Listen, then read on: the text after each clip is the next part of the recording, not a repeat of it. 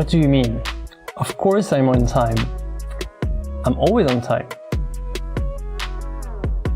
Chat, how's it going? So happy to see you, everyone. It's going to be a great episode. We're going to do this bad boy here. Let me show you. It's actually here. We're going to try to do that. Master copy. It's going to be a fun drawing night, drawing morning. I know some people in New Zealand have breakfast with these streams, so like happy breakfast, good morning to you. It's going to be a pretty cool episode because we have tons of new features on this stream. Chat, get excited. We have memberships, which is awesome. If you want to become a member, you can now and get the new badges, the emojis, and you can mess around with the screen, like with the alerts. It's going to be pretty cool. So if you don't know, memberships, just to give you guys an idea, memberships is, think of it like Patreon, but like for YouTube mostly, and focused more on like the streaming side and the video side. Like it's kind of YouTube, like Patreon for YouTube. If you're already on Patreon, because I know some of you are from Patreon, it's not going to be the same type of content. You will have exclusive features that are different, and like you'll have like things in the description if you're interested. So that's going to be the new thing for this one, and you can get, if you join from, you get the new emojis that I've created. I had so much fun created these ones. So for the moment we have 4 because we are noobs, but the more members we have and the more custom emojis we can unlock. So look at this. This one, oh, it's actually pretty small.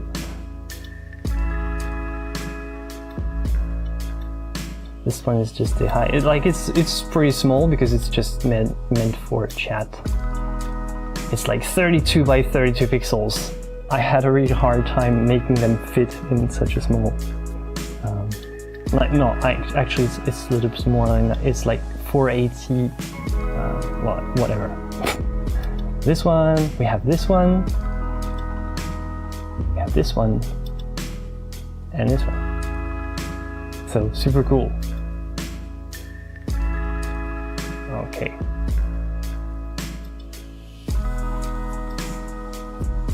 All right. Next, new things, like we have a new camera. Hold on, just wait a minute. Look at this. I'm so happy. It's like playing with my new toys, right? Just bear with me. Oh, hello! It's my new studio cam. Pretty cool. The bird's eye view. I don't know what I'm gonna use it for, really, but you know, maybe make a little dance move. I don't know, you tell me, seriously. So let me say hello to everyone, and then we're better get started and actually start doing something productive on this live stream. Otherwise, what's the point, right? Okay, so alright, so we have Jasmine, we have Divandi, Gay Rocker, Emo, Jérôme, Socrates the cab driver, Felicia, Estaker, Iridi, Science Art. Looking forward to watching RAPHEAL. Having him on my wall. Wow, you must be pretty rich.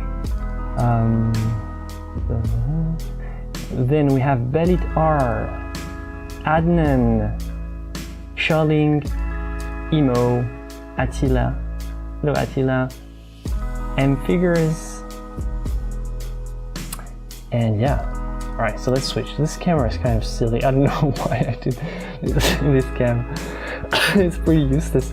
But you can see like the whole studio. Sometimes, you know, right, when I'm rearranging things, I don't know, can be useful or not.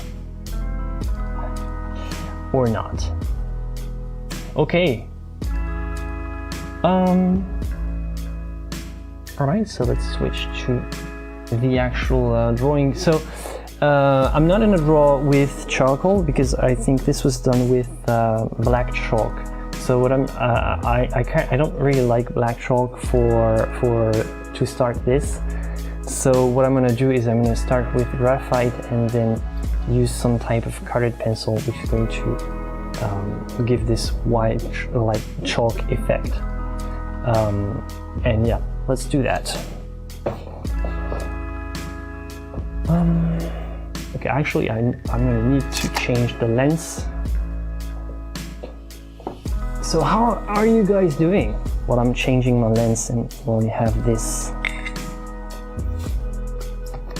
weird screen?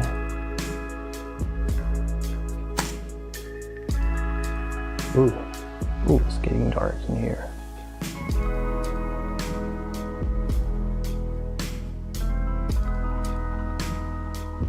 Okay, resetting.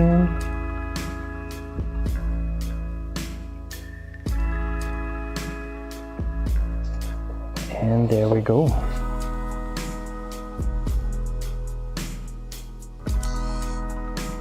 Bam.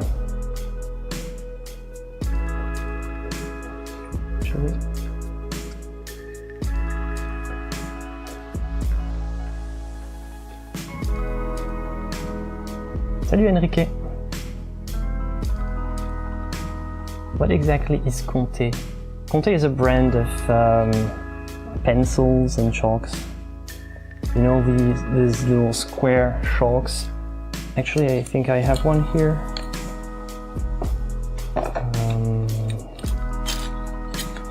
Yeah, I mean, this one it has been sharpened, but it's, you know, these squarish, when you don't sharpen them, they look like this. I usually sharpen them, actually. So this is what I'm gonna do the finishing with, but I'm not gonna start with this because it's a paint to erase. So I'm gonna start with like regular graphite.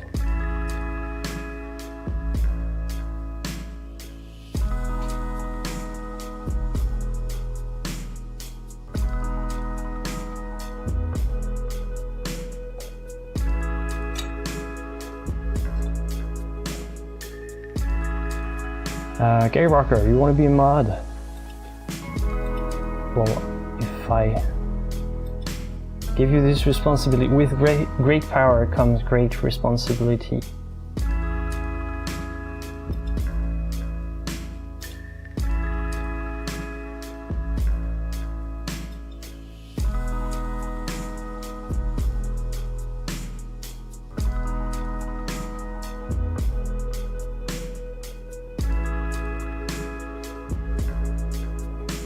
Guys, where do you get your Pyrrole red from? It's not often called Pyrrole. I think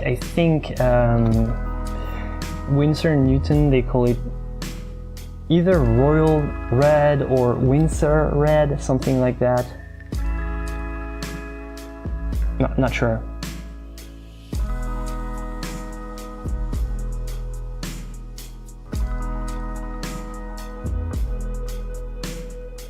What are they made of? Like the chalks, they are made with powder and some type of binder. So usually gum arabic, something like that. I don't know if they still use this. Probably something different. All right, so let's start the drawing and yeah. So the point of this video is to just have like chill. I didn't have anything ready for today, so I didn't have any painting on. So I just wanted to... Oh, we have a super chat! Actually, how come I didn't... Thank you, Enrique! Thank you very much for the super chat.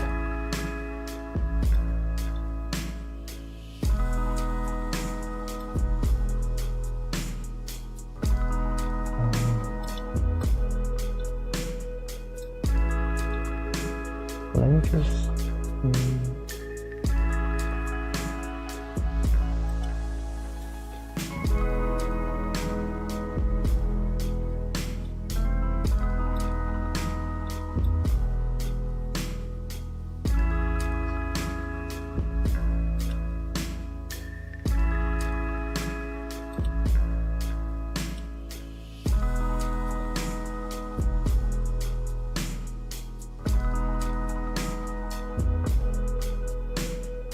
Look for the pigment code, it will start with PR if it's red.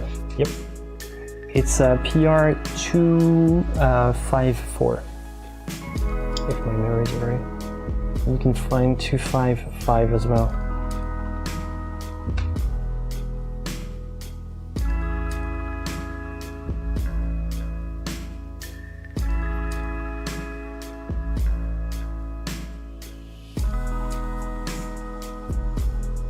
So what's funny with this this subject is you see the points that they used to transfer the drawing. Pretty cool to see. Like they used to, you can actually see it if, let's say, if you zoom in on this. Actually, I don't know how to zoom. Oh, I'm zooming on my paper model. It's not perfect, but gonna be good enough. So as you can see here on the model, you have all the tiny dots, and they are puncture points. They used to put the paper on a surface and then puncture it, following the outline, and then they would come with use the punctured board, and then come up with some charcoal dust or like some type of chalk dust or powder or something like that, and they would just tap this so that it would get through on the canvas, so that this was their way of transferring drawings on canvases with this technique, the cartoon technique.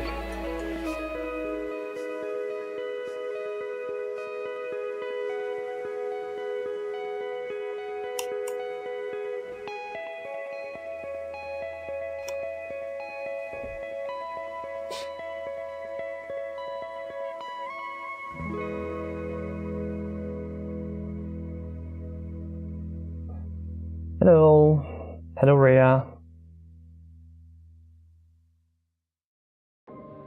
Pounds. Yeah, probably pounds. Tap for pounds. Thanks, it can be. Cartoon. This is where the word cartoon came from, I guess.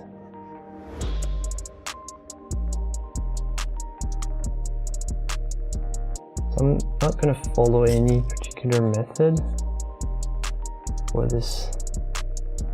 I'm gonna go with my instincts and we'll see where it leads us.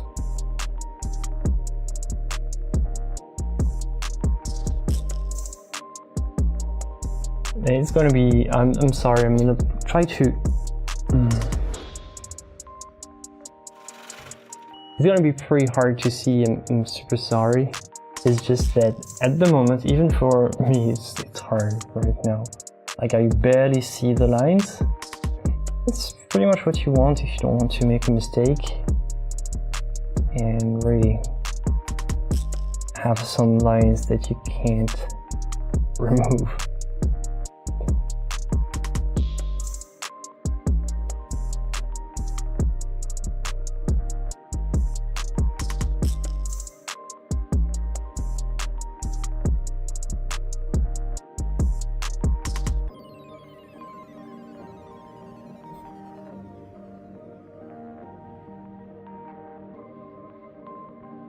So really you can see how why I didn't choose to go with the chalk directly. I'm going to use a lot of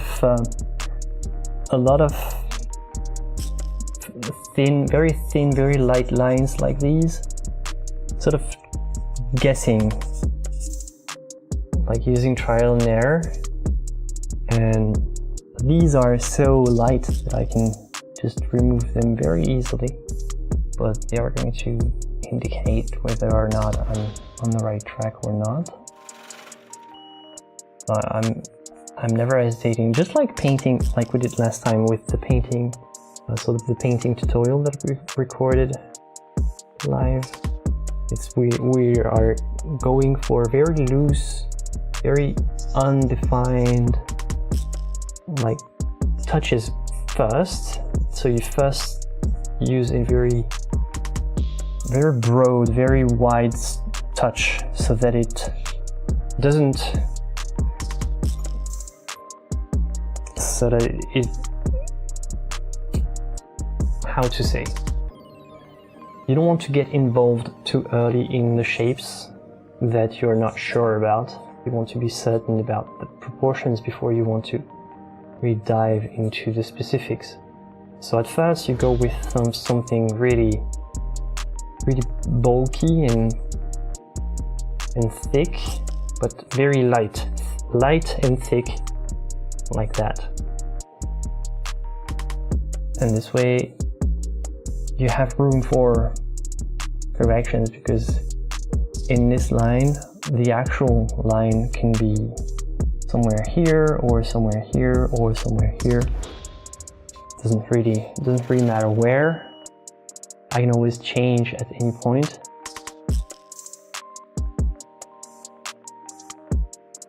See, when I'm tracing a very thick line like that, it can be here. Maybe it's here. I don't know. Maybe it's there. Not sure. But by tracing a thick, undefined, very broad line like that, I know for sure that somewhere around this area there is the line that I'm looking for, but I'm not trying too early to get into the specifics.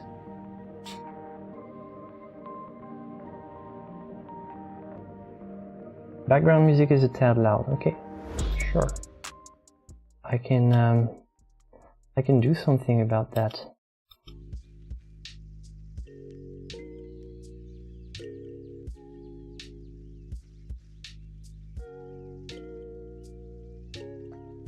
Thanks for letting me know.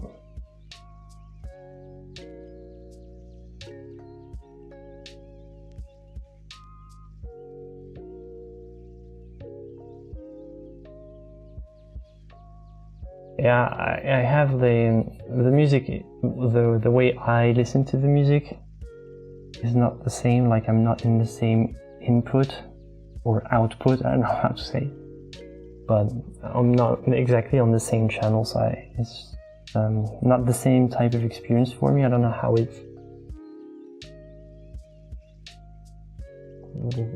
it feels like for you guys.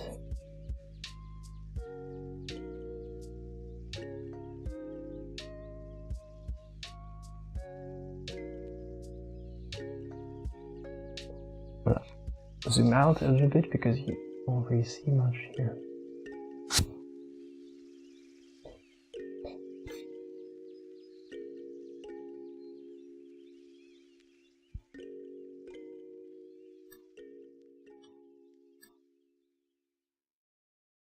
Still too loud?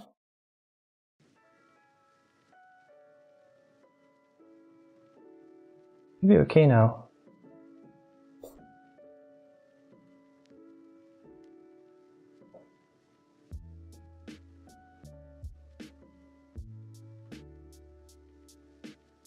Yeah, this was more my hype music from the beginning. I forgot to turn it off.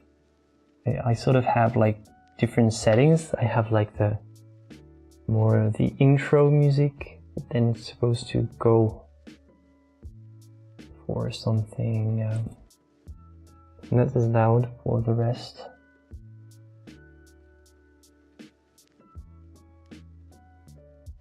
Le crayon est-il taillé avec un scalpel? Oui, avec un cutter.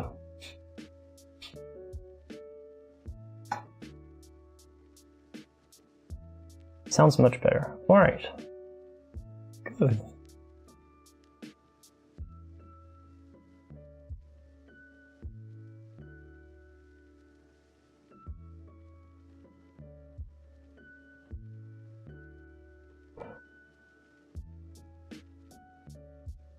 It's good now.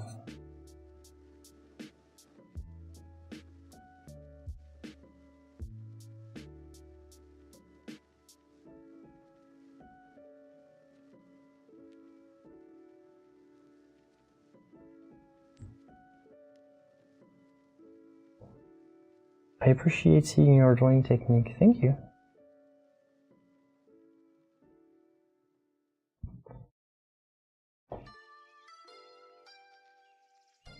One of the things that always puzzles people is how I hold my pencil, like this grip hold. It's pretty typical of the early stage of the drawing, where you don't need to really be very, how to say, very precise. Pretty typical of this moment of the drawing. Like you hold it like that, so that you can have like very wide angle and go for something kind of like that.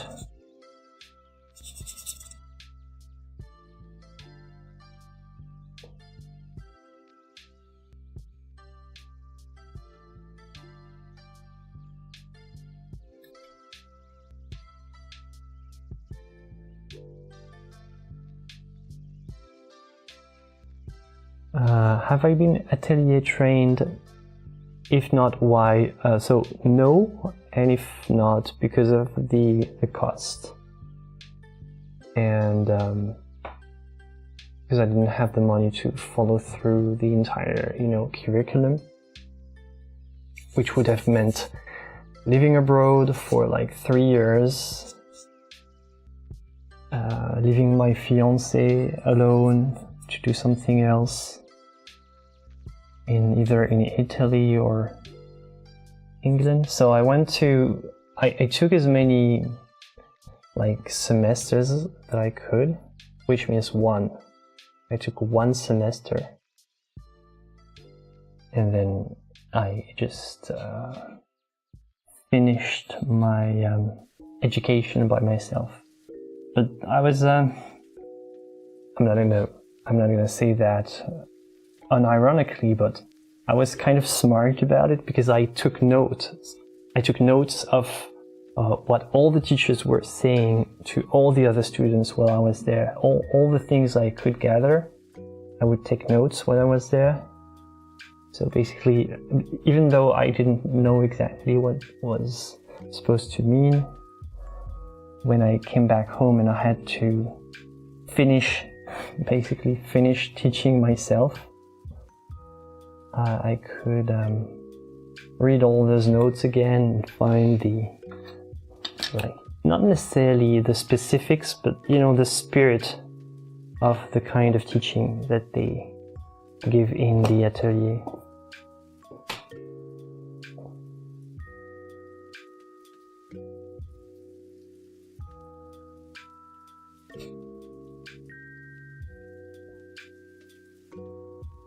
Florent, do you ever draw using the Loomis method or something similar? We actually did an episode on the Loomis.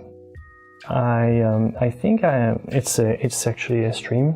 Last drawing stream was about the Loomis method. I used the Loomis method for pretty specific purposes, mostly for compositional sketches.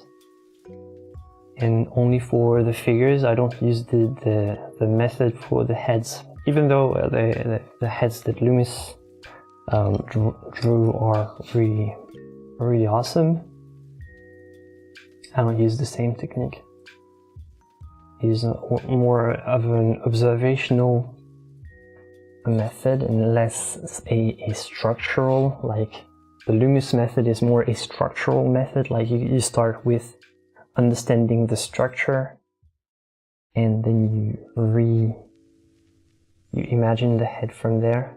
I like to work with a model, so from observation, and if I need, I use my knowledge of the structure to change the features, which is something that I already talked about. But no, I'm not specifically on the Loomis method, but I do use it. I do use it a lot, but it's not my main method. Let's say I have to paint a portrait or do something like that. I'm not gonna go for the Loomis. I'm gonna go for something that's much closer to what I'm doing here, but with paint, basically. So more of an observational methods. But I like both. It's sometimes you need observation, sometimes you need structure. You have to find the line of what it is that you need.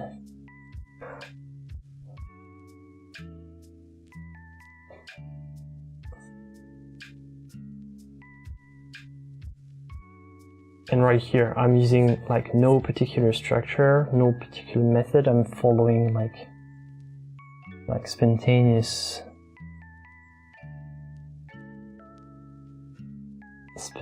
ideas. I can be way more organized for like specific teaching purposes, but I want to focus more on like feeling the drawing in this demo, in, you know, not relying too much on instruments, not relying too much on not on copying, even though it's a master copy, but I want to make it have a more organic process, if it makes sense.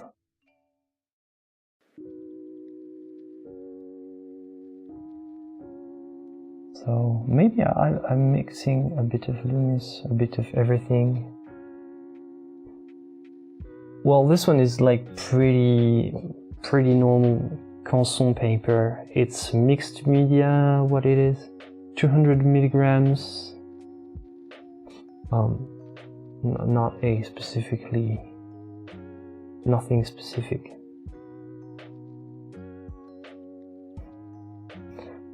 Observational is better for me. Yeah, well, it depends on what you want to achieve, technically, so.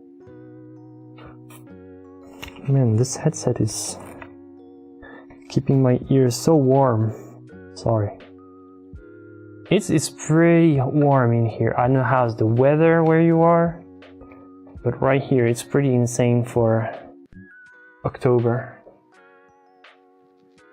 Like, we're not supposed to have this kind of weather. It's like, I think it's record breaking, like another one.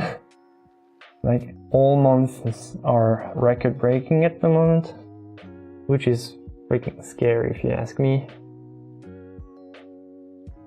I don't remember exactly where you guys live, but a lot of the people come from the US, like Arizona and stuff like this. I guess for you it's pretty normal, like the type of weather that we have here. Like, it's winter conditions for you, but like in here is in France at this moment, we're not supposed to have this type of weather. It's not right. It's pretty enjoyable. I mean, a lot of people like it and appreciate, but when you know what it means, really,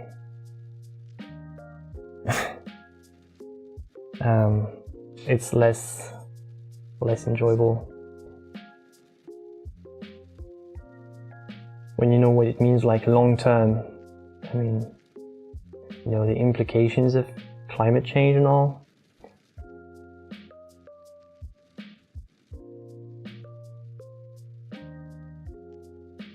October is the month for YouTube becomes full of Inktober. Yeah, I've never been into Inktober. I never really got this. Where does it come from? But I've never been really a big ink type of person, so I don't.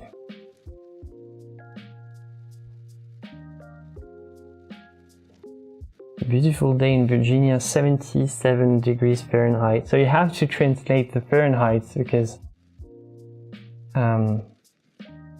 I'm sorry, it means literally nothing for me. I have zero clue. Like, what are you supposed to subtract? 50, is it? Something like that?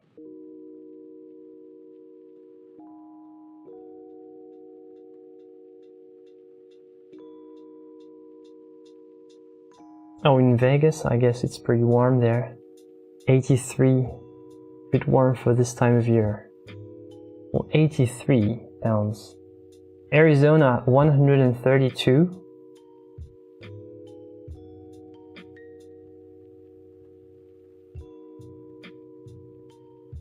Oh yeah, in the deserts, it's basically super hot during the day and freezing during the night, I guess.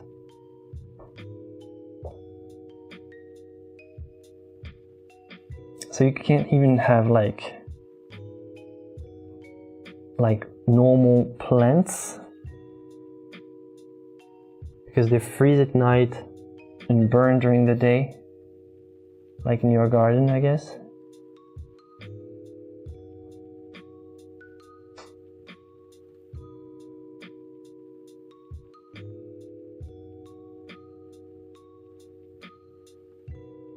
Climate change should be our biggest concern right now. Unfortunately, it's been politicized in the US, so it's controversial now. Ridiculous, yeah, well.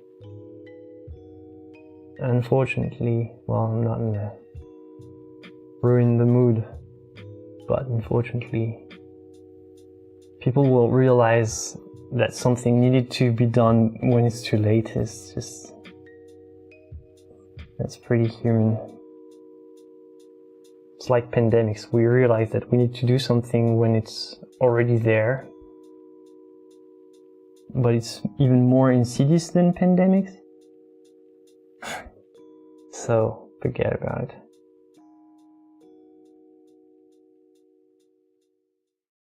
It's not that I stopped caring, I do care a lot. I do the kind of things that I can do. I'm part of a group that takes care locally of environmental causes, but I've stopped hoping that anybody's going to come and save the day regarding climate change. We'll see. The world is going to change.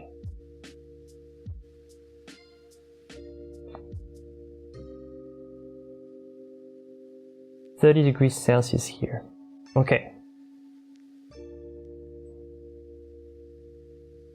How long have you been painting professionally?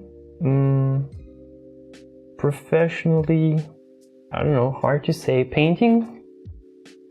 How long has it been? 7 years?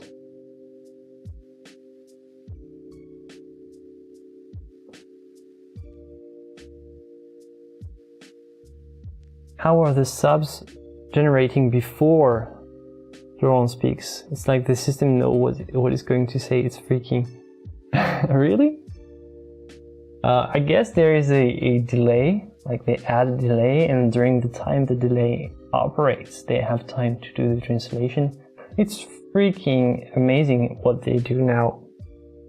Now they have like voice that directly, like AI translation voiceover that dubs the content like almost immediately, and even changes the way the mouse moves. It's freaking incredible. Like pretty soon you'll hear this very live stream here with me speaking Spanish, Greek, or whatever, even though I don't speak a word of this, I just generated. And it will feel almost natural, I guess.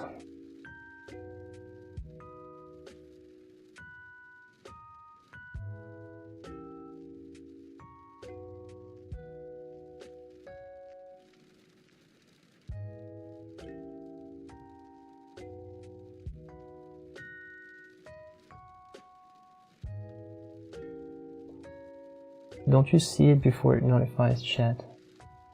I don't know. Like right now? Well, I'm 1 minute ahead of you. Approximately, like where I'm at right now. Oh, I'm 45 seconds ahead of you. It's like, you know, just the operating delay. Like the system needs a couple of seconds to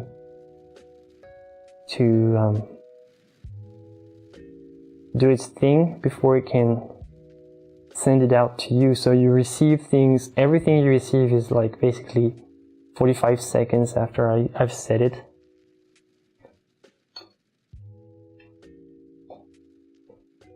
I don't think it's crazy. I can even add the delay myself. I can artificially increase the delay, which would be like, let's say I'm saying something stupid, I can cut the stream before you get there. I can like interrupt the stream before anything bad happens.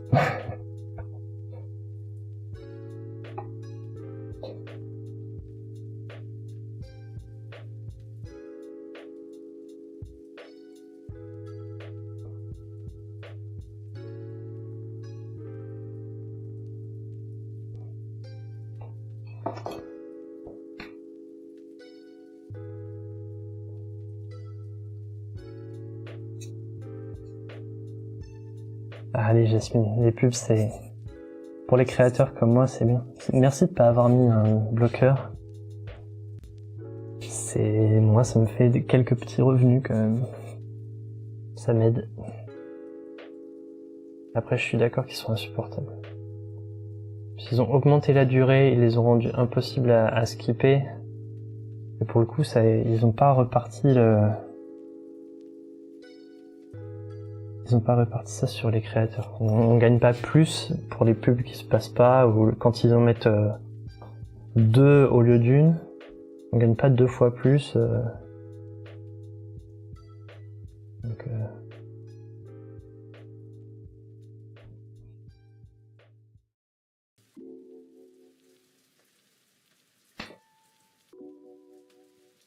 Exactly, I'm a time traveler.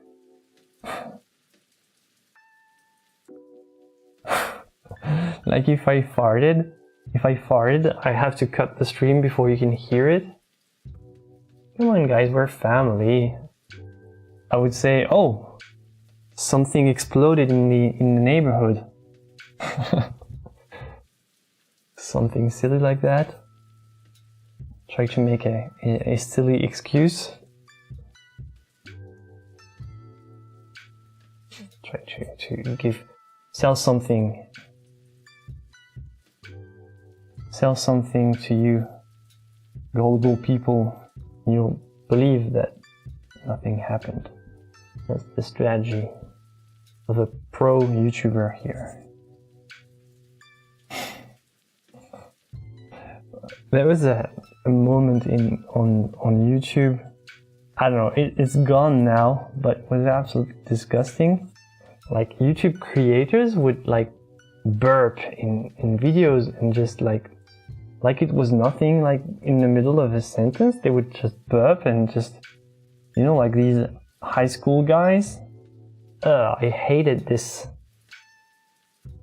I've never seen anybody doing like it was like, I would say 5, 6, maybe 7 years ago on YouTube. Like people would, like some creators would burp, like, you know, these like kind of want to be funny and edgy kind of creators. Ugh. Yuck. Yuck.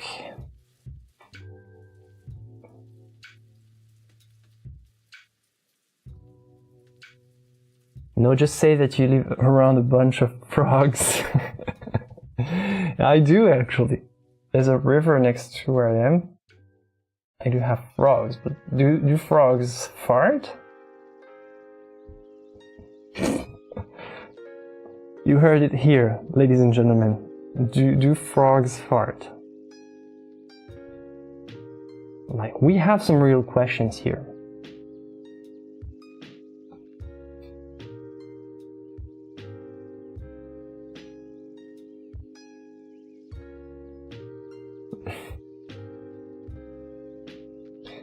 Oh no, you're fine, Socrates.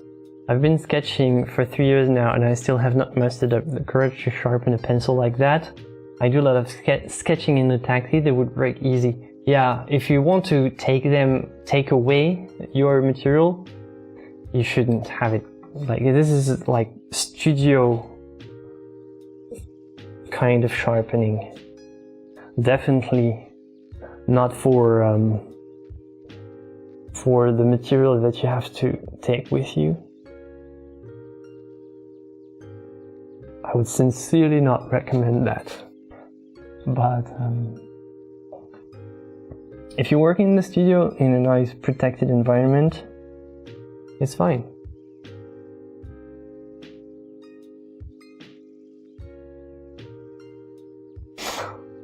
Oh my god. Like, chat, seriously. So are we talking about exploding frog farts? Are we?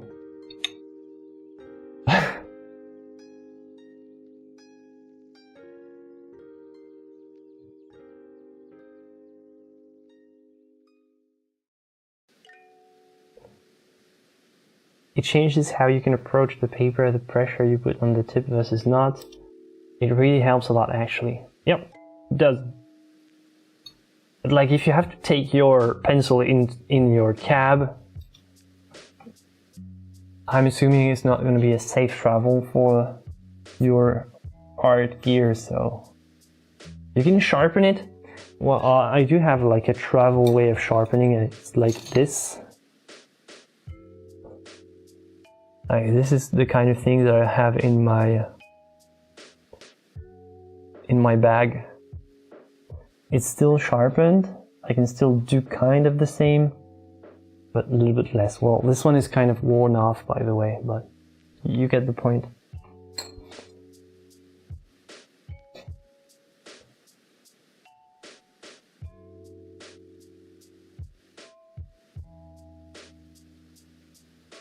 Quand je dessine dans cette position, est-ce que je vais être d'un appui-main pour les détails? Oui.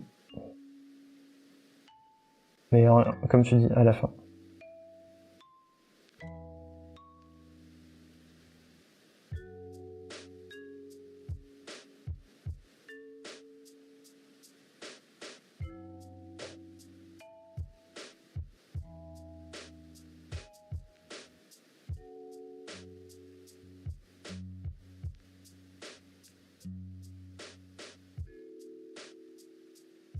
I've just only now started holding my drawing tool that way. I noticed I was doing it last week. It was not a conscious decision. Definitely try it if you haven't. My drawing tool, yeah, it's a great way it's a great like way to control the pressure.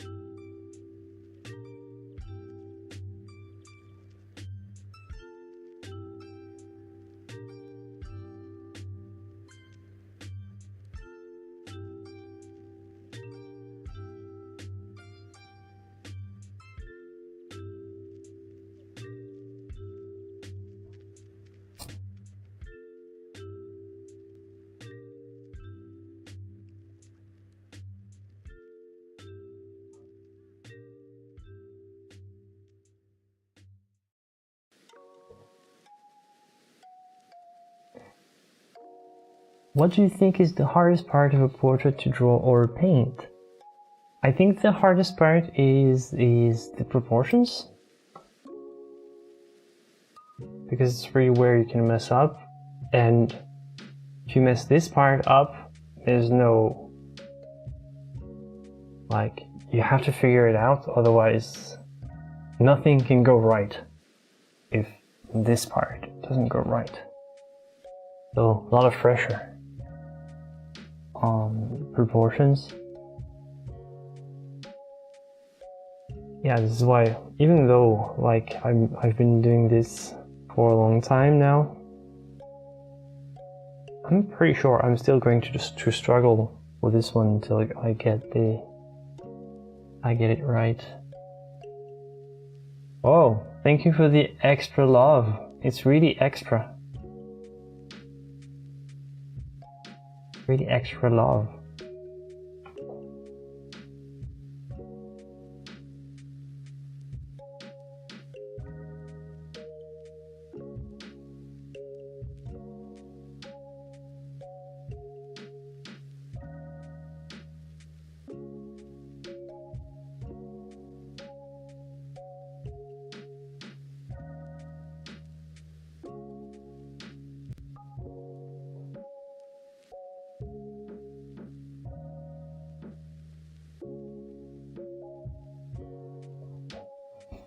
Okay guys, we have to decide something now.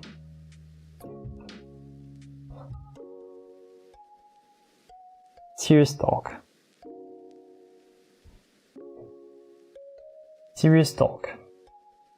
What is this? What is this shadow shape here? It's crucial. Well, let me say it properly. It's crucial that I find if this looks like Godzilla, like a dinosaur head, kind of. See? Look at it and tell me what you see. Because it's crucial. It's crucial that I find the kind of shadow shape that it's supposed to have, so that I can mentally switch in my mind and get it right. But I'm gonna ask for you guys' help. What is this, chat? What do we have here? What do you see? What kind of animal? It's weird. It's like, what is this? Because I see something like if you just count this part here, you close this, I see something like that.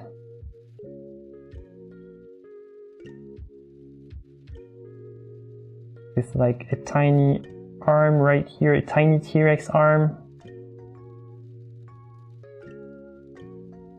Yeah. I think it's Godzilla with a dress. Like rah, and tiny, you know, tiny T-Rex arms.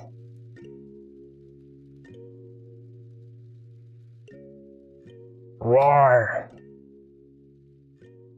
Roar!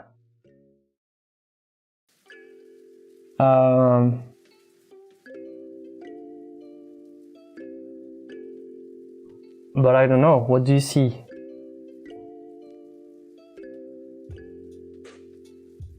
See? Godzilla with a dress? Anybody?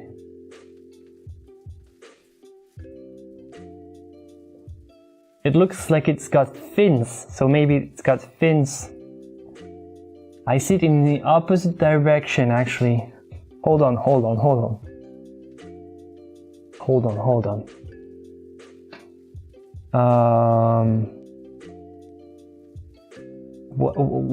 What do we have? A cheekbone. Well, sure. We're not talking about normal stuff here. I'm talking only about silly techniques. An eyelid. Yeah, sure. It's a dinosaur. All right. I like you. Dinosaur. Dinosaur chicken nugget. The frozen ones. That's genius. Looks like a woman's back.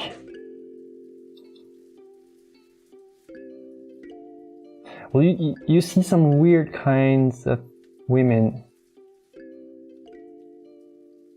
Or do you? T-Rex but with extra big head. See? We have the same type of, you know, of thinking. A horse. I can see a horse, yeah. This kind of shape, yeah. Or a quail. Whoa, what on earth is a quail? Define quail. I could Google it, but I'm gonna ask you to Google it for me, or just be my Google assistants.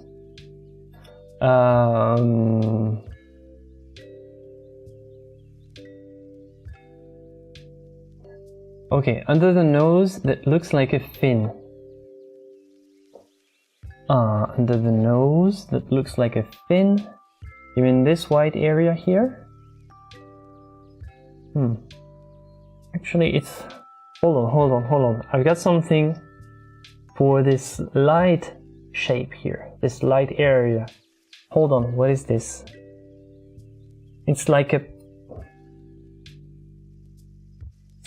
pear. This part here. Look at this and tell me that it's not a pear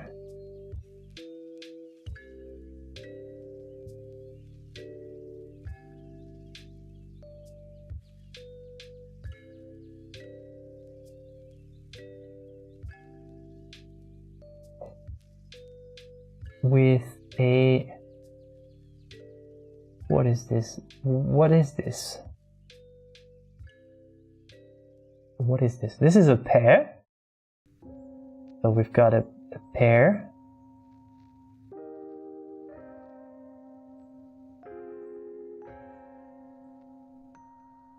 Here. Pretty easy, but what is this? It's actually crucial that we figure it out. Because it's going to, believe it or not, but this technique is going to make the entire thing like actually easier.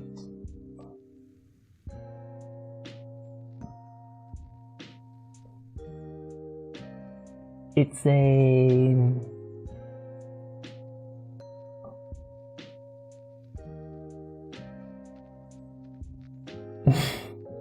Roar means I love you in dinosaur. Always the bone that the dinosaur wants to eat, but the pear man wants to eat it first. So that there's like a story. Je vois un cerf dans la joue. A deer in the cheek. A deer. Oh dear. Le cheval des échecs. A knight in like a chess knight. Je vois aussi le Godzilla. It's a bird. It's a plane.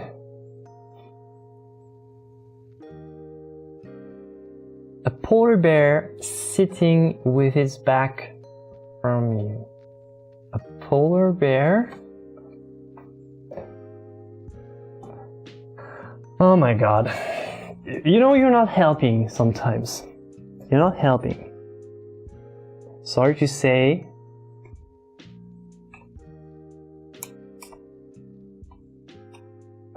I'm just focusing, don't worry.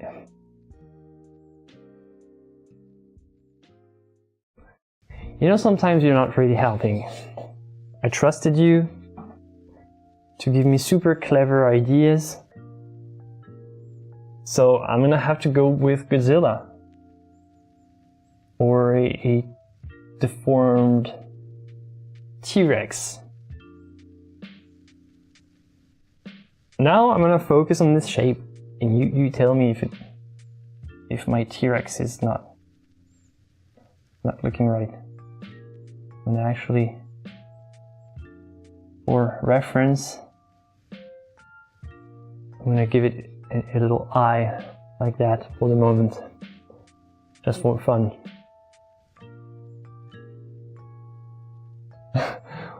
So it does sound surrealistic, actually. It's a genuine technique, though. So laugh all you want.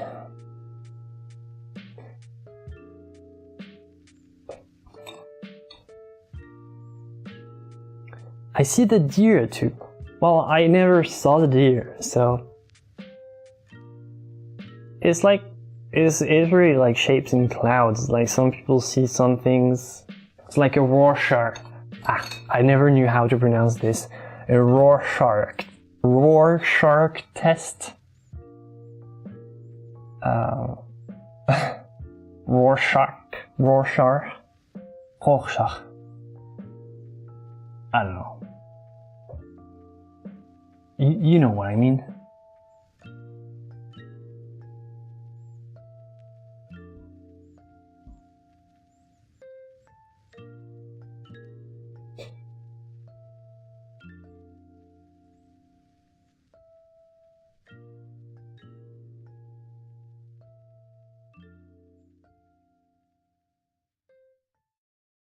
Will always be a frozen chicken nugget to me.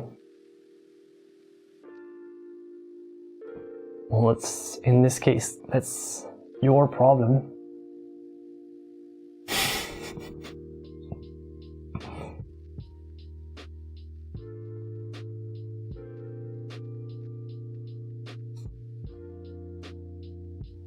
Actually, I think the original title for this drawing was Frozen Chicken Nugget with the Head of a Guy Around It by Raphael.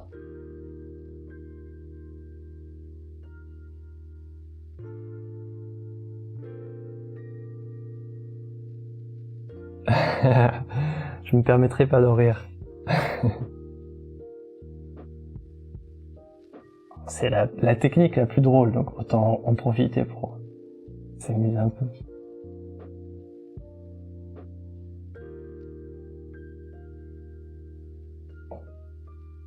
Shack.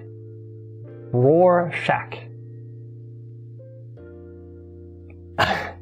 You know, I think we found the name of our character here. I'm actually going to call this guy officially. Let's baptize this guy.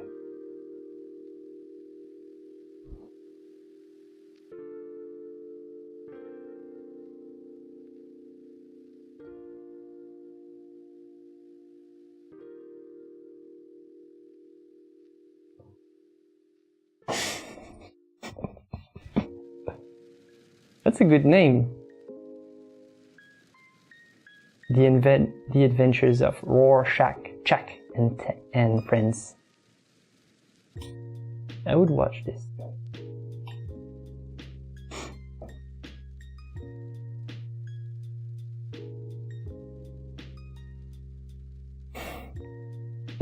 Looks like Barney. Alright, enough nonsense. I can't concentrate with you guys. Really.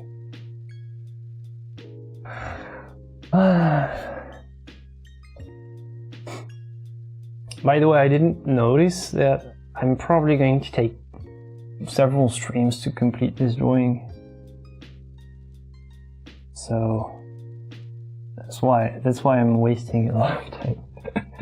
I don't mind if it's not completed today.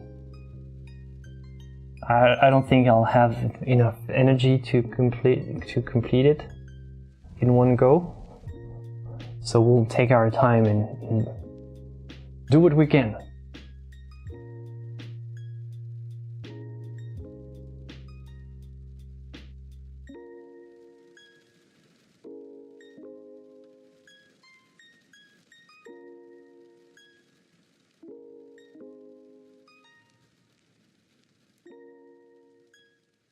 chicken nuggets are made from chicken tails.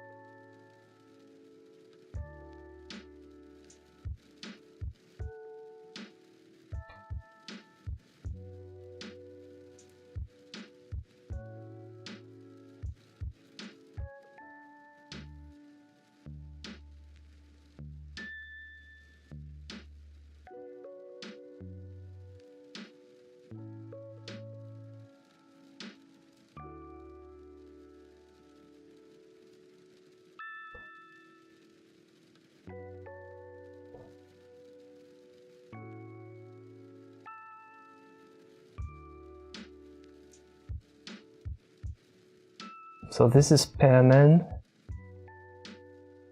the villain of this adventure.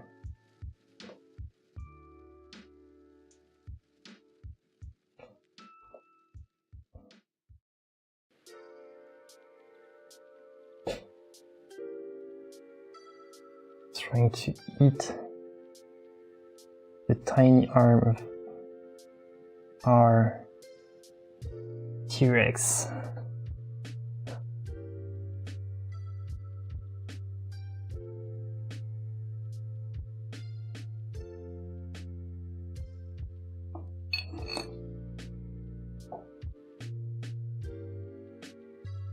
What's making the shadow on his right cheek?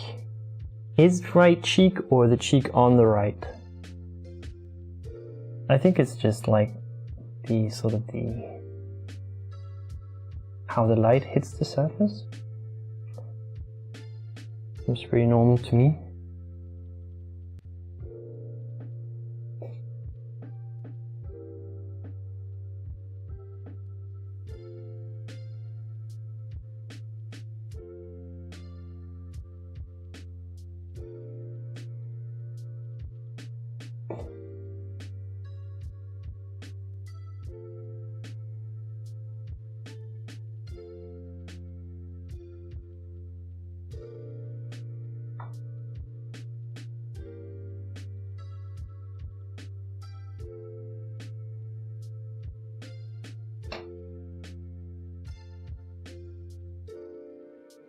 Right cheek on the left. I think it's just a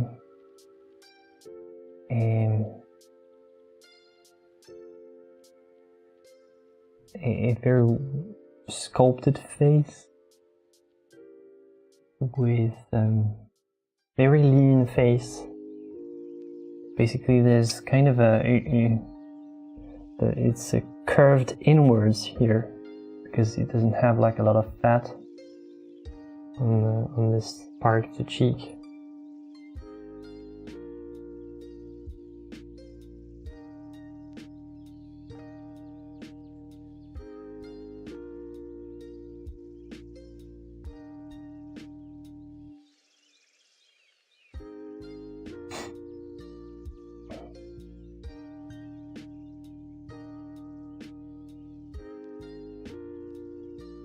Jasmine, il suffit de taper arrobase et de commencer la première lettre ou les deux premières lettres du prénom et ça va proposer automatiquement. Par contre, je pense que ça marche pas sur portable.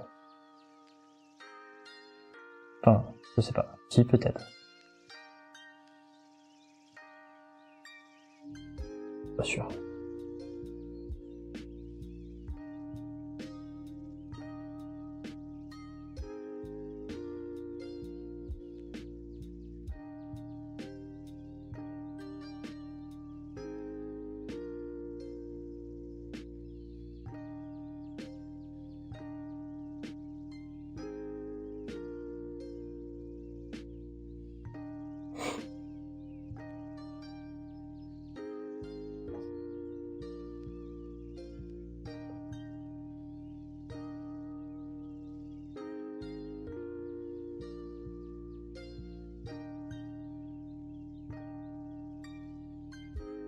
Ah, ça fonctionne pas sur smartphone. Ah, ok.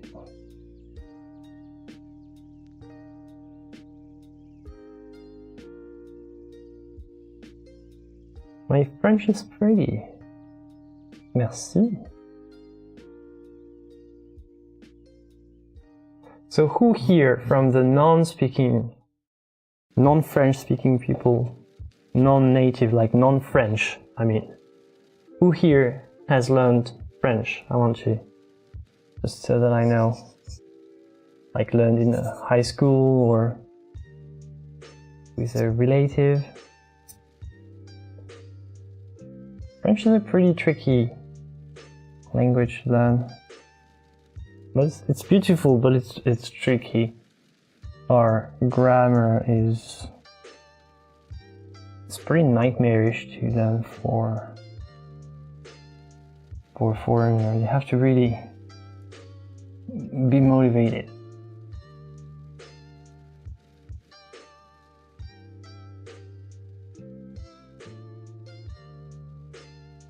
Oops.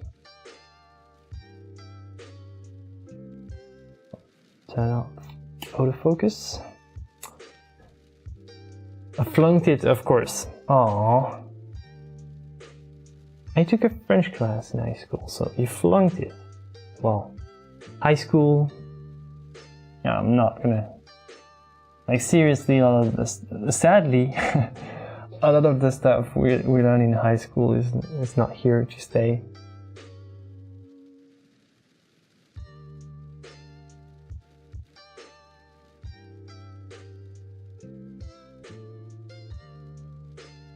English grammar doesn't make much sense either if you think about it enough. Did someone learn German? It's tricky too. It's tricky, but it's like once you get the mechanics of how it works, it's like it feels very systematic and natural. Like there are rules, and you just like plug it's like Legos, like learning how to build with Legos. It's like everything like fits nicely. Whereas in French you mostly have to learn a lot of exceptions. There are probably more exceptions than rules, which makes it not super beginner friendly, let's say.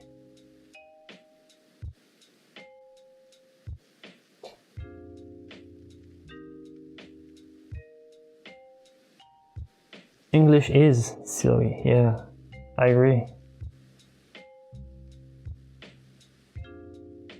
I mean, it's practical because everybody uses it, but there are a lot of nuances that I have in French that I don't get in English, like, and especially in like German as well. Like a lot of there are many shortcuts in English. That's how it feels like from my point of view. But I'm mostly talking about spoken English, so not formal, not the English that you learn probably in literature class. So I'm not, and actually I couldn't even read the high literature English. I couldn't understand Shakespeare or something like that.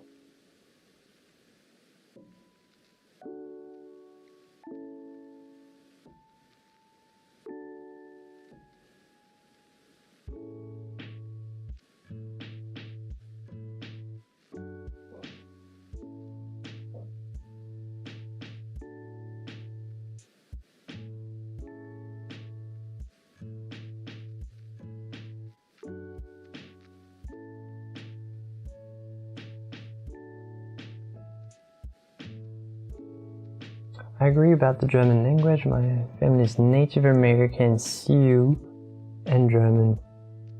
Wow. Your grandparents refused to learn English, only spoke in German?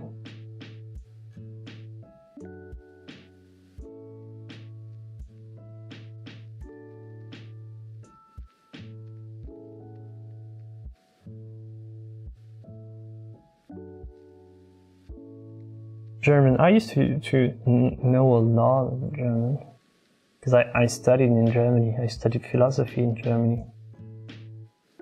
Well, supposedly I should have a pretty good level in German, but it's all gone now. Like, you know, almost never speak it anymore. I could go there and like in a couple of weeks I would find my level back, but yeah, it would take time.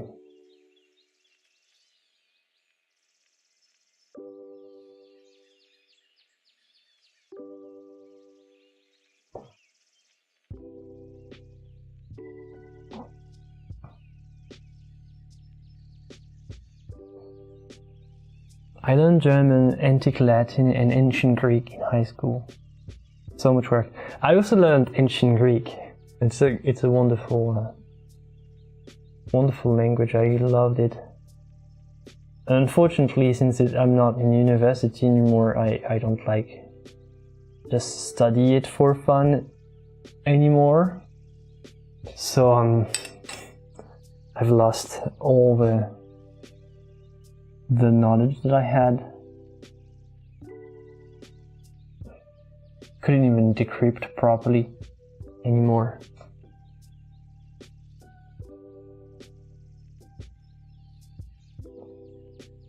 Do you bite your thumb at Miss? How are you supposed to say that? I know where it's from. Because I've seen lots of plays of Romeo and Juliet.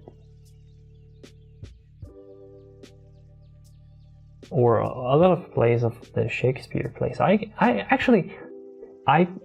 Yeah, that's the cool thing is I do understand much better a play, an actual played, like an acted play by Shakespeare. I don't struggle too much to understand.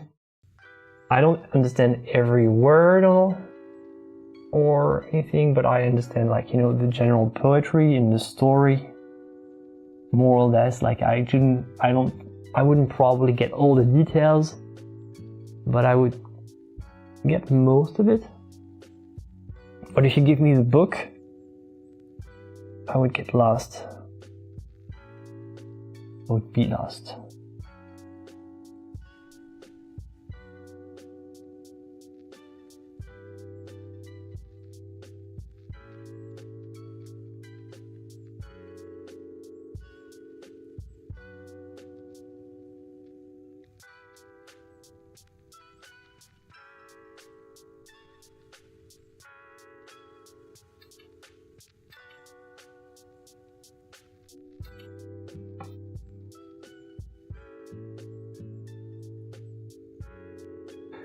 I'm gonna switch my eraser because I've been holding this one for so long that now it's all warm and gooey. I don't like that. I like it when they're sort of, you know, fresh. Like, the more you hold them in your hand, the more they become malleable. I don't want that. So, this one.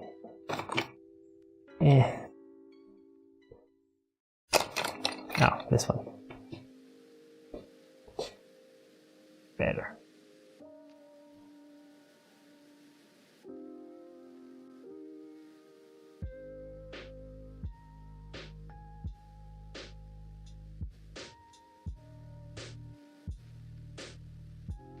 Oh yeah, a lot of teachers are like that, Jasmine.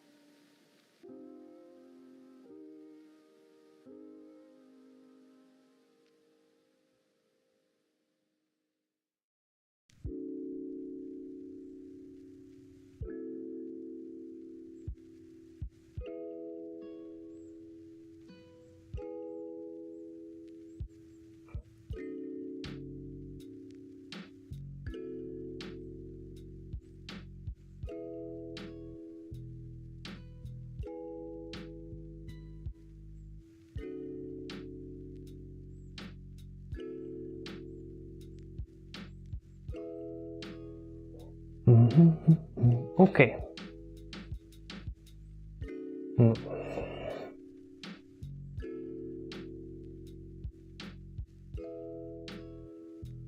Hi, Jack. How are you doing?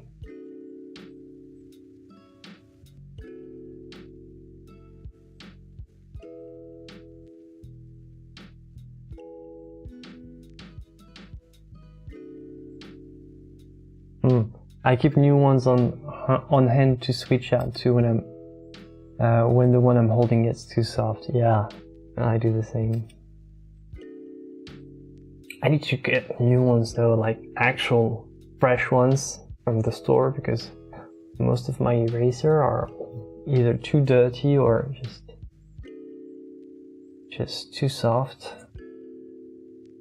Like past a certain point, they don't get back to the good texture. I hate it when they leave like a residue. Ugh. I like the new eraser, it's a great drawing tool, but I hate it when it's just sticky and dirty.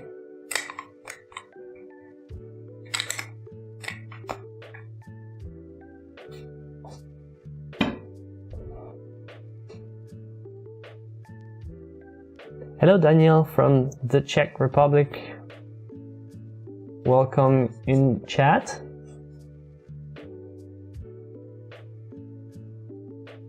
Supposedly you can wash them? Really? Never heard of that. Wow. I thought I heard about everything regarding drawing.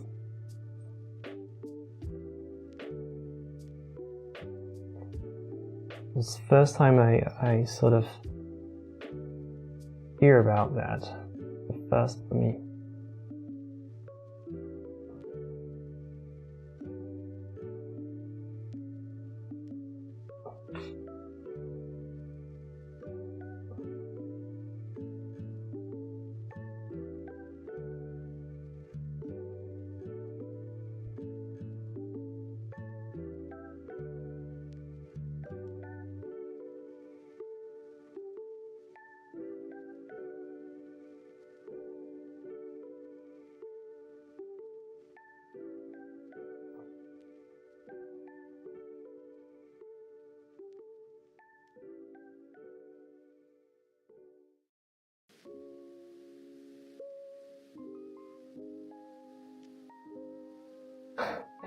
Jack, you missed Godzilla and frogs. That's true. But if you say it like that, now we're gonna sound crazy. It's like you had to be there. Or you can simply try to rewind, but like we had kind of a burst of insanity talking about Godzilla, chicken nuggets, T-Rex and frogs for some reason. So far, pretty normal stream. Going great. Going great.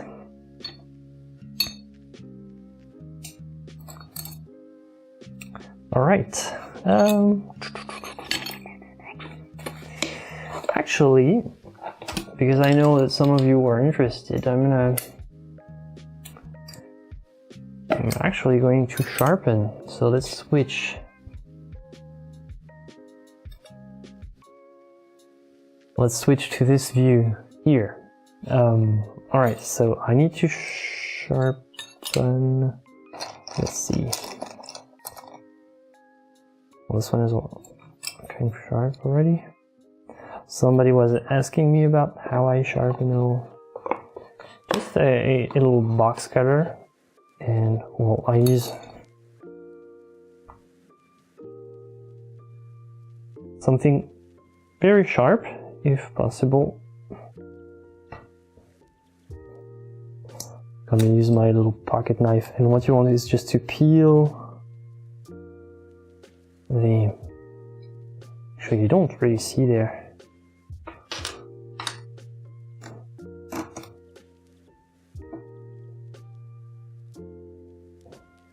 Just the joy of sharpening.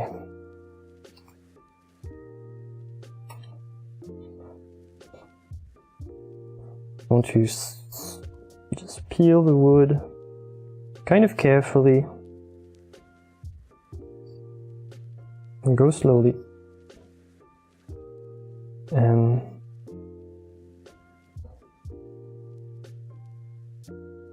one time out of 3 or 4, you're going to break a lead. So what you do in this case is you smash your head against the wall, you pull on your hair very hard, you scream a little bit, and then you start over.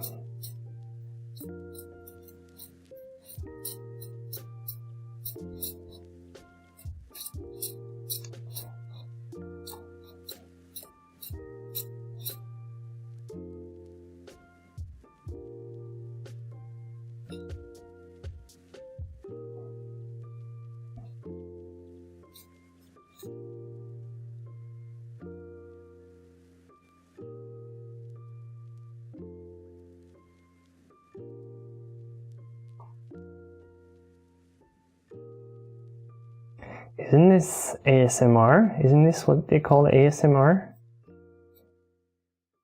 Like, is it time maybe to rebrand this YouTube channel? I'm done with the art videos, and from now on I'm doing only ASMR.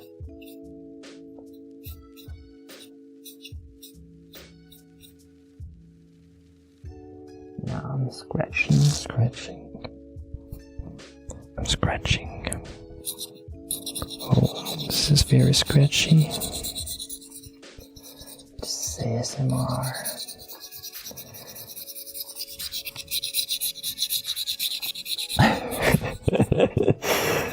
Oh my god.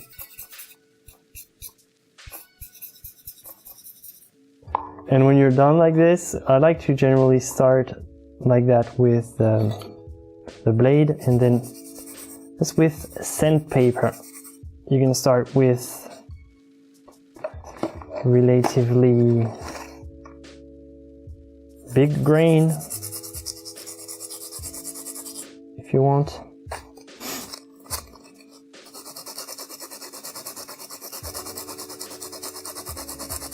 Like the big grain is going to remove most of the unwanted parts, and the fine grain is mostly for the tip. Make it super sharp.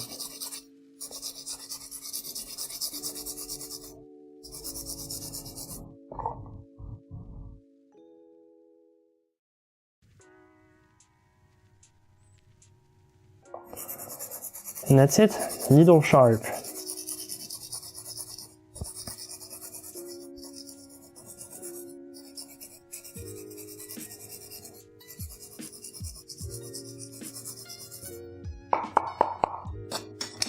I'm telling you what's not ASMR is when you drop it on the ground.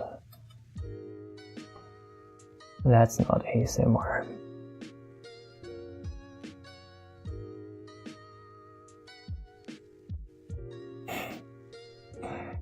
Well, this is an actual thing, like ASMR. They do some weird sounds and people like it for some reason. Well, what I don't like about the ASMR meta is like the whispering. I find it annoying and disturbing.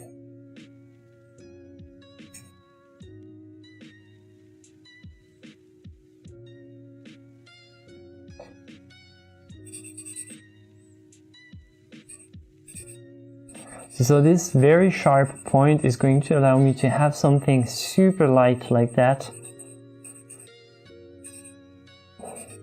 See, I'm almost like my hand is actually touching here. I'm almost at like almost flat, like with the extender and the sharp point like that. I can have like the sharpest angle that I can manage to pull out.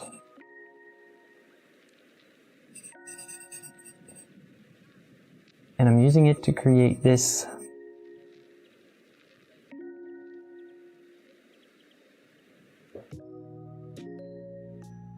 Yeah, the whispering is creepy. You agree with me? Thank you. Thank you. I'm not the only one creeped out by this. Because believe it or not, it makes millions of views.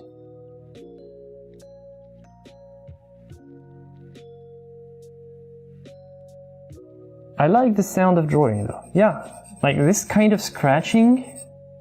Like if you had just the scratching sound, like, you know, with a real good mic like that from up close. I can appreciate that.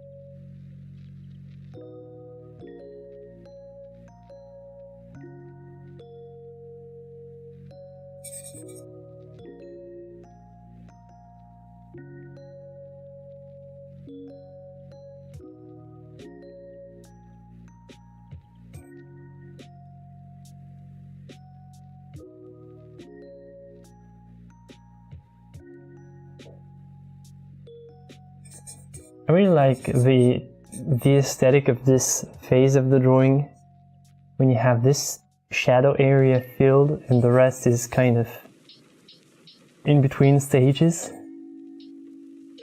Kind of like this aesthetic. Sometimes I keep it like that in my sketchbook.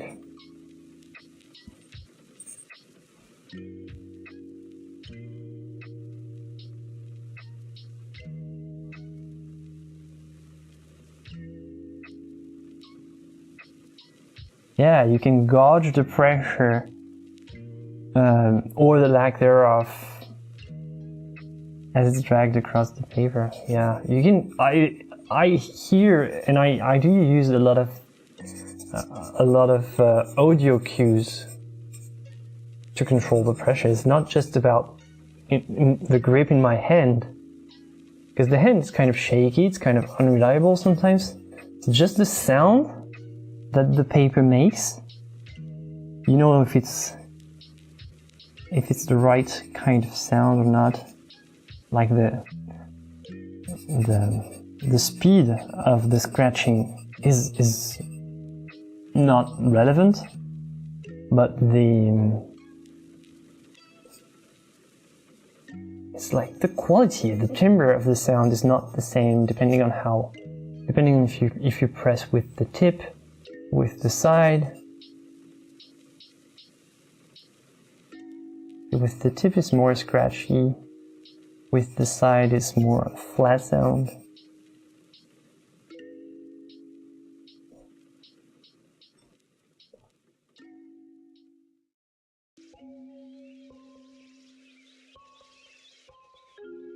Yeah, audio cues is something important for art.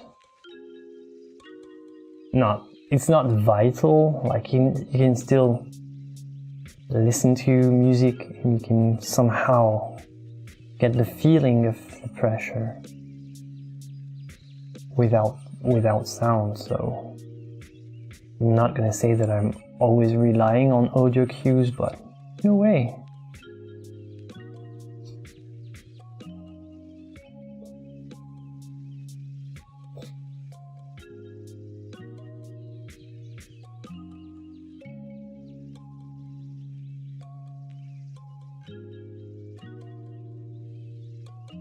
Okay, chat, we've been live for an hour and a half. Do you think we're gonna reach 100 likes before the 2-hour count?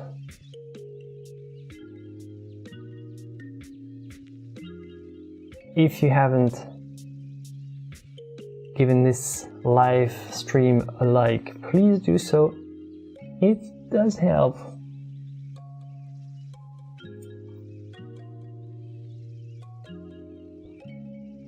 With the YouTube algorithm.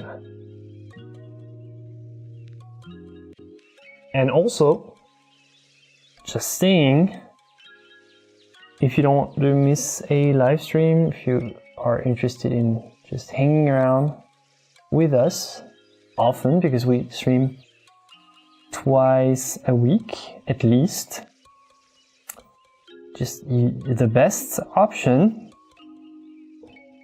is to activate the little bell that's next to subscribe or subscribed on next to my channel name.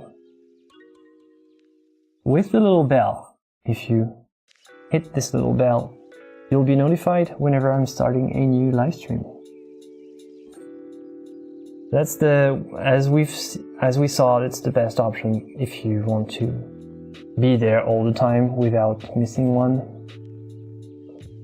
Otherwise, like, YouTube is just giving you notifications whenever it wants. Like, being simply subscribed to me is not going to be enough for YouTube to give you the notification every time. So you really need to activate the bell if you want to hang out.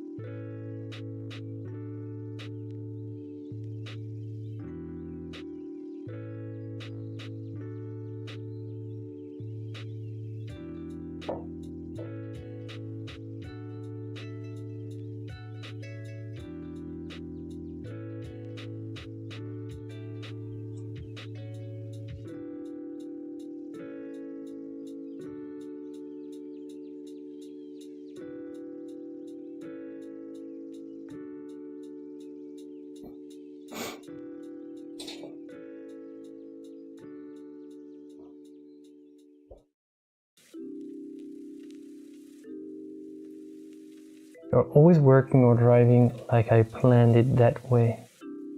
Sure. It's my evil plan.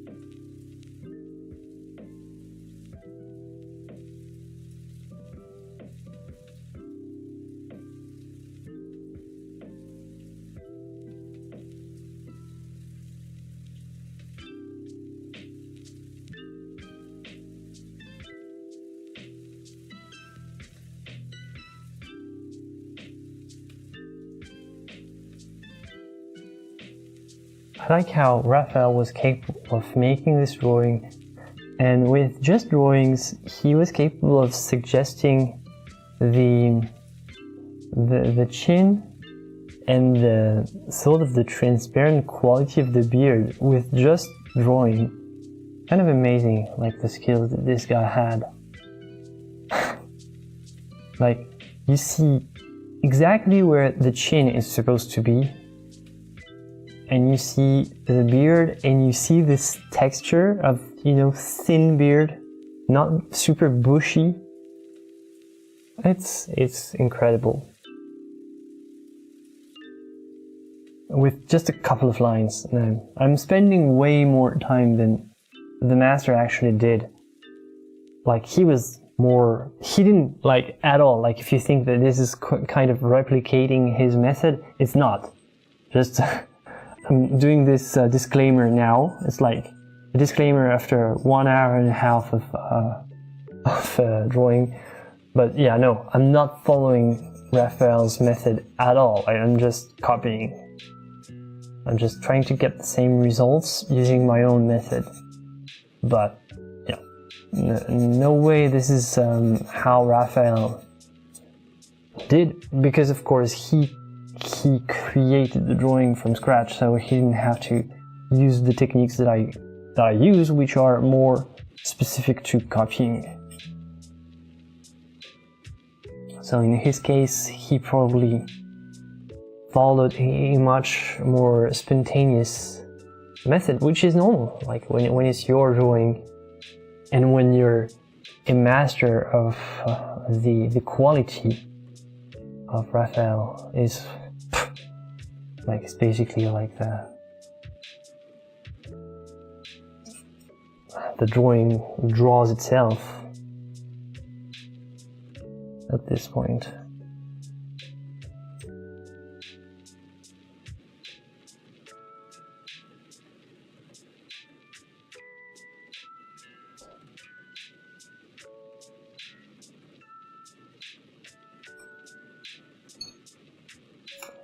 Oh yeah, no, trying to walk in the shoes of such an artist is not an easy feat, for sure.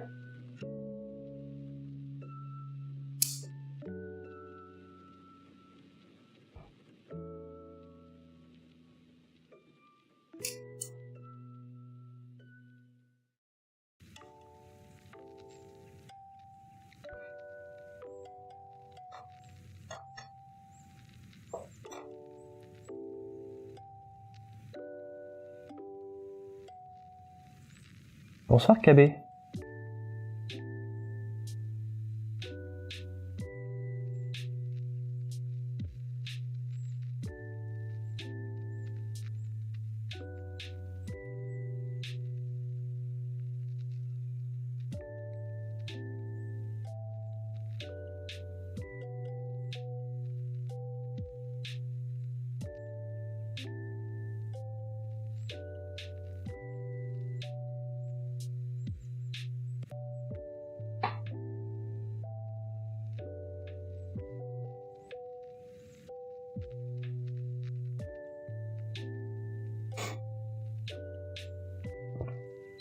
Okay, now I'm going to try to use some sort of visual landmarks in the face. So like the vertical line going through this area, this if I continue this line here on my model, it should give me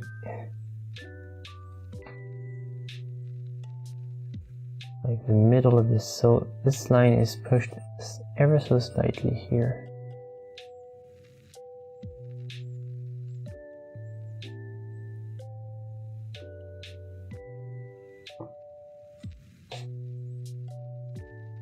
Oh, now it's time for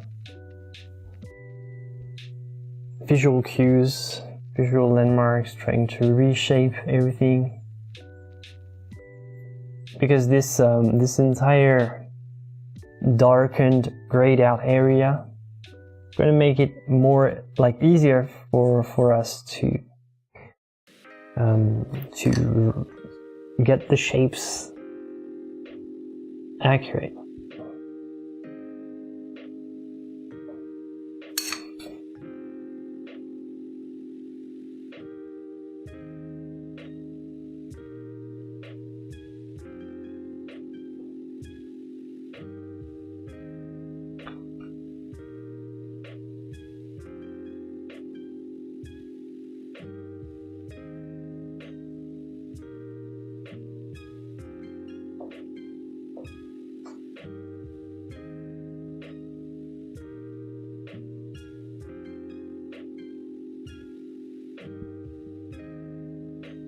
also what I really like about this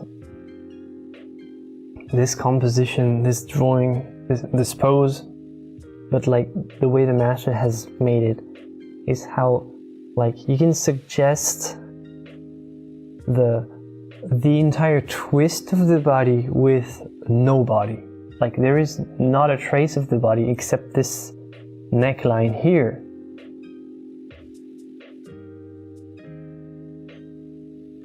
But look at this.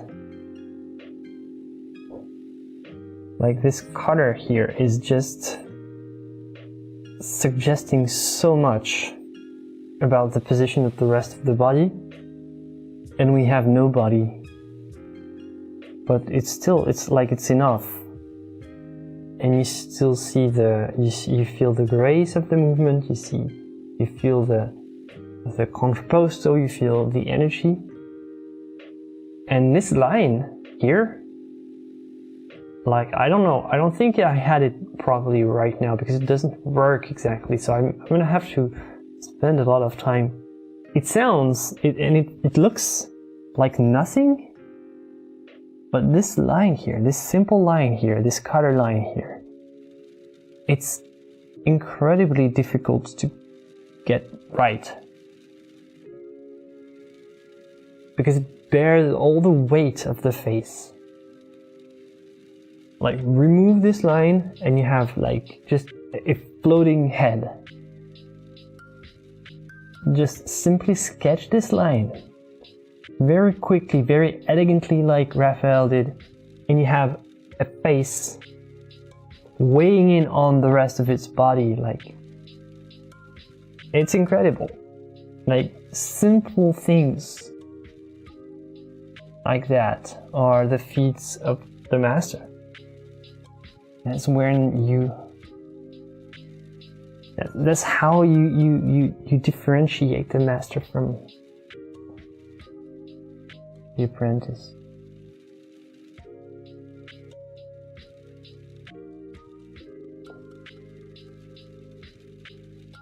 Yeah, exactly. While you can't visually see it, it suggests the weights of and presence of the shoulder.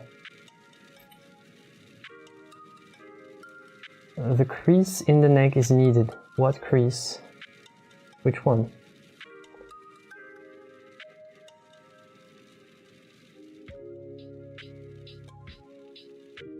And this is the tricky part. It's like you need to get the neck right. Sometimes it's a part that's very often forgotten by beginners.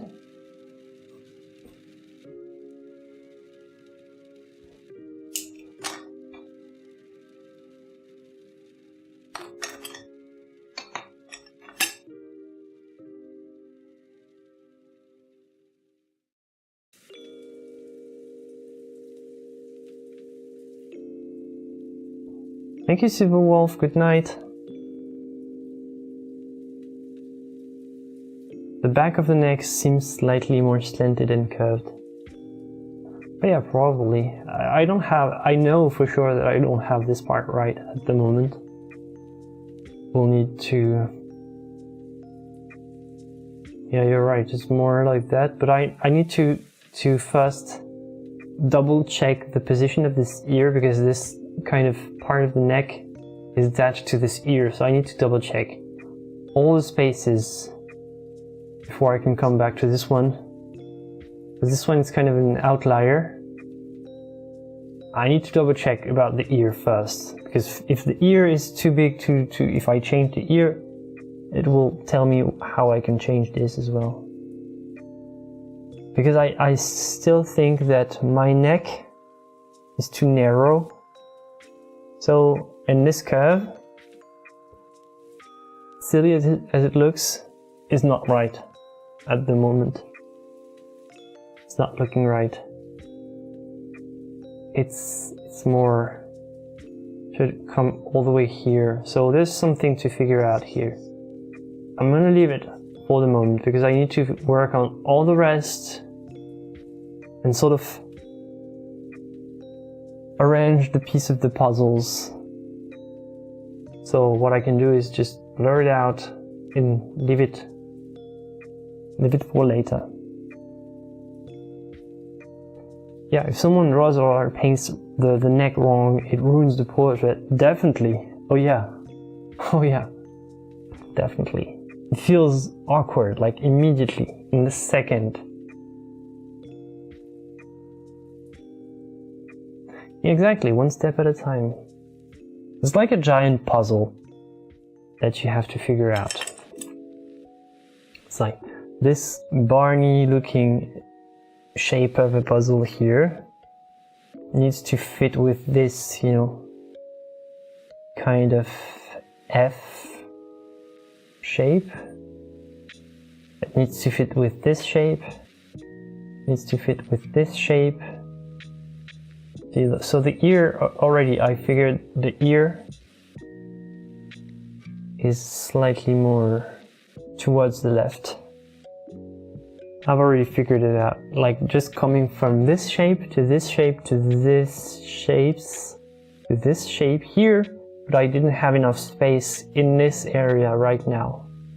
So means that the ear needs to be pushed slightly. It's also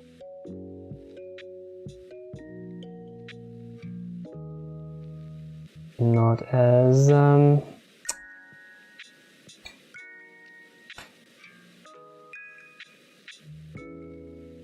not as low, or no, it's okay. I think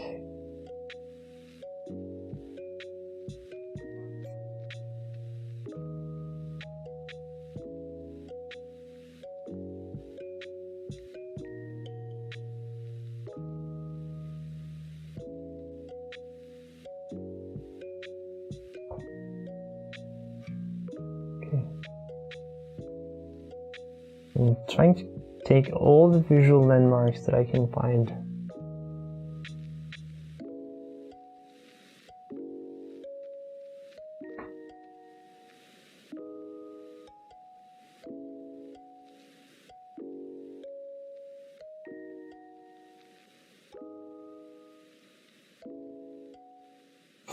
If it was Photoshop and we're being picky, I would say just grab the whole left side and stretch it left a millimeter or two. Yeah, it's basically what I'm gonna be. I think it's basically what I'm gonna end up doing. Because since I've moved this part just a couple of millimeters on the left, the next shape is going to have to be thickened as well, and this shape as well here. So everything is going to end up being like that. Like I said, I had the intuition that the cutter was supposed to go all the way here. So it's going to end up like pushing all the lines left.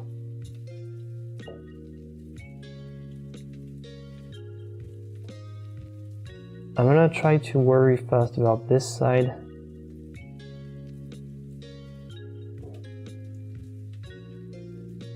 And it's not that I'm avoiding the area, is that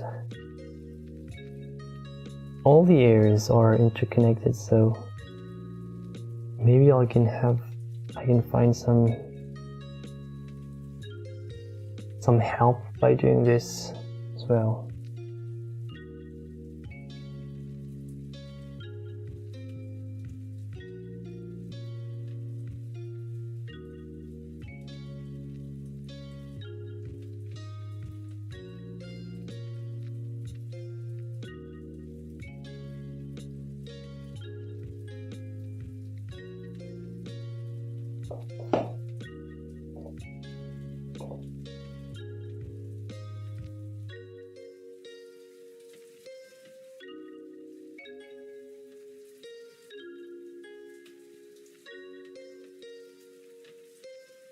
Thanks, it can be. I love chatting as well. Fun to interact with you guys.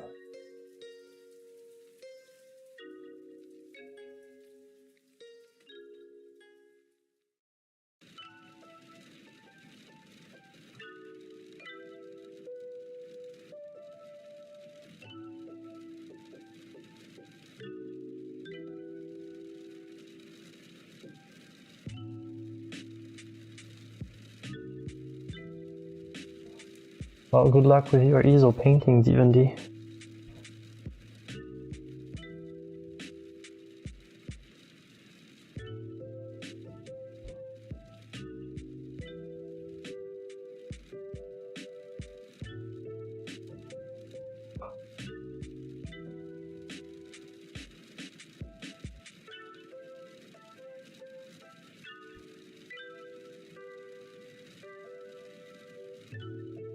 I'm stuck in the ugly stage with my painting at the moment.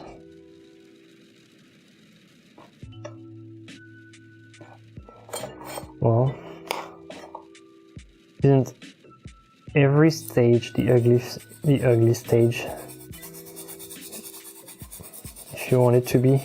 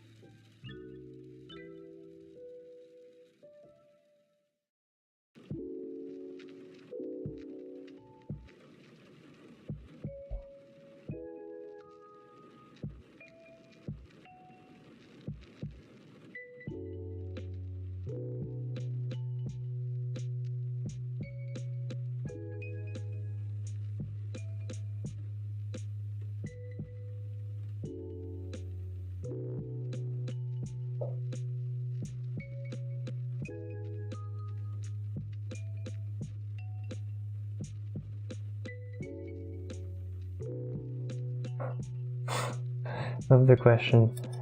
Big Dog, do you ever suffer from mission creep where you fix something and then have to fix another thing and then just start chasing the corrections until you flip your table or burn your studio? That's kind of extreme. I wouldn't say that. I would say this is,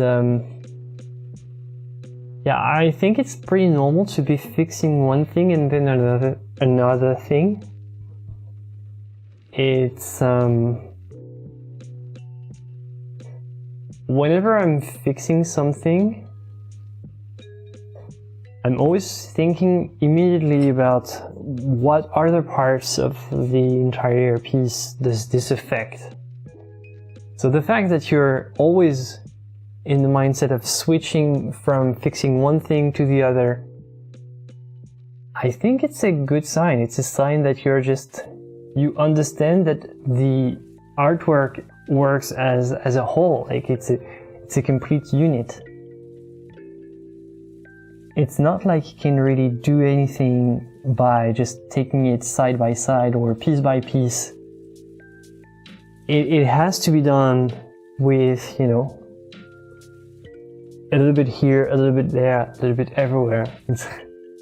I think it's just how it works. Well, if you use this type of technique, but because you have different techniques that work more like how a printer, let's say, would come up with the drawing. But if you work without a grid, if you work without references, trusting your eyes only, and your brain, of course, you have to rely on many visual cues. And yeah, sometimes they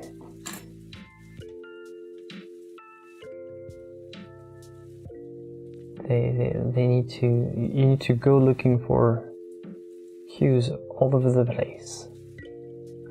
To me, it's pretty normal, but maybe I didn't get the question.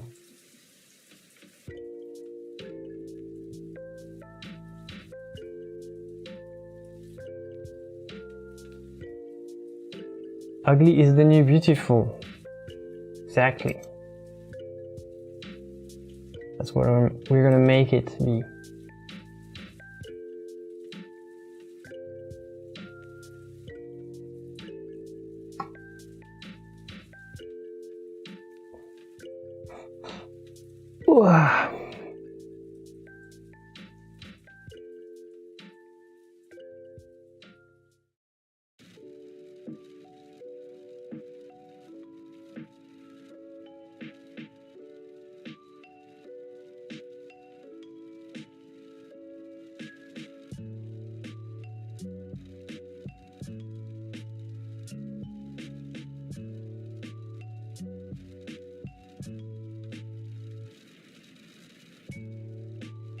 I'll stick to using a grid. My proportions are terrible still. You do you.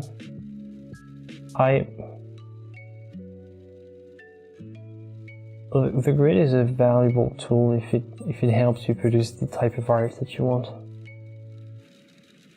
Still, I would still recommend that you work on proportions or practice a little bit, even alongside your grid.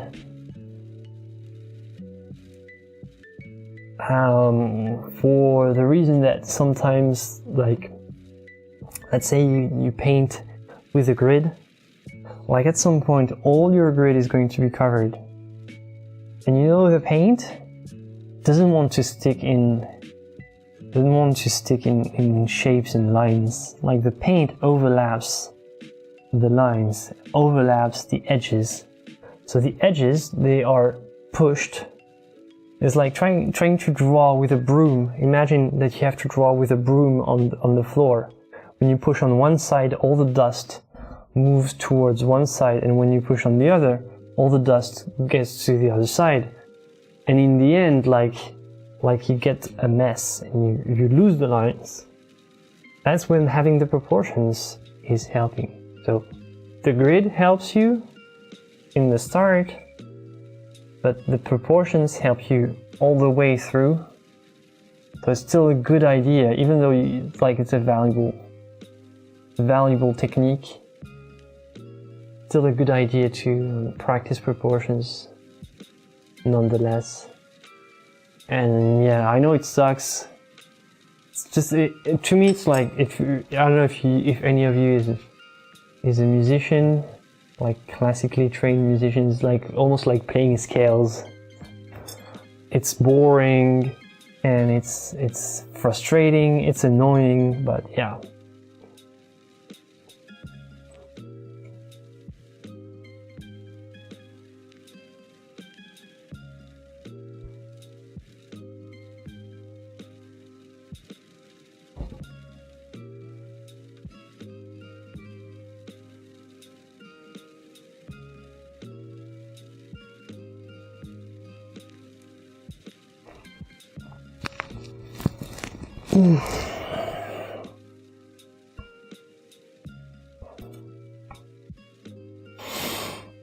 Wow, I'm taking a small break. I'm gonna just chat with you just for a moment, if you allow me. Let's see.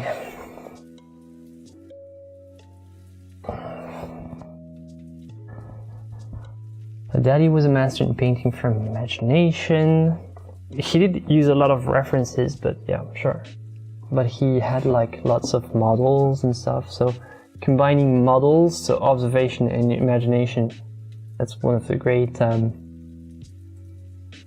feats of Dali. You deserve a break. Yes, I do. I'm allowing myself to have a break.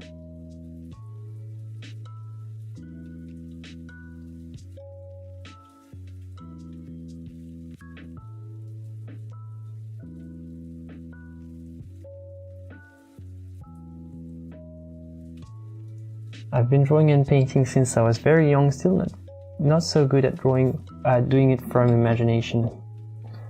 Like redrawing from imagination is something you do if you feel like it, like if you feel that it's something that your art needs. Otherwise, like it's never, like some people never really find it motivating or inspiring, so they never give it a try. You've been sending for 2 hours. Yep. I've got this, actually hacked this IKEA stool, and it's pretty cool because, like, I mean, I'm pretty tall, so maybe if you're shorter than me, smaller than me, it won't, like, you'll find this kind of crazy, but this is kind of a stool that I can use, and it's almost my height when I'm sitting here. So see, I'm standing, and there I'm sitting. So I can sit, and I'm almost at my height, which is also great for, I can just hold on.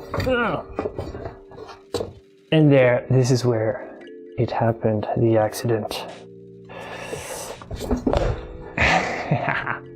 Gotcha. See?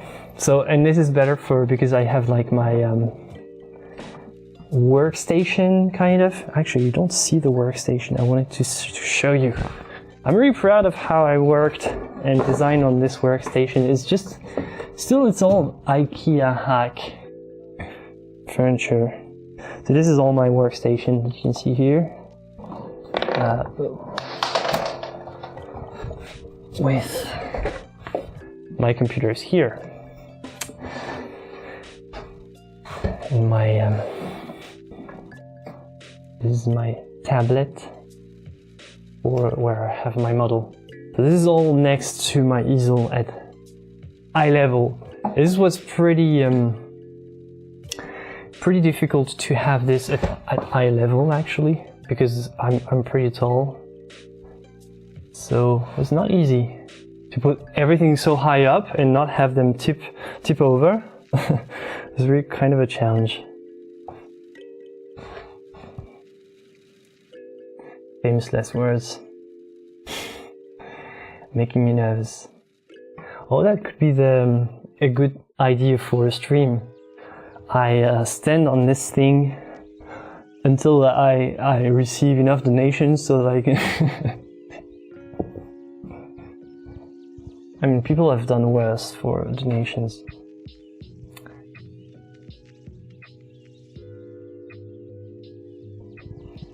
OMG, the anxiety.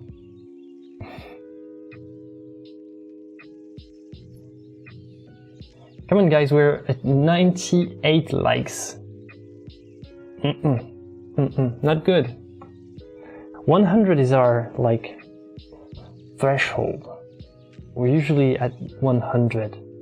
We can do it!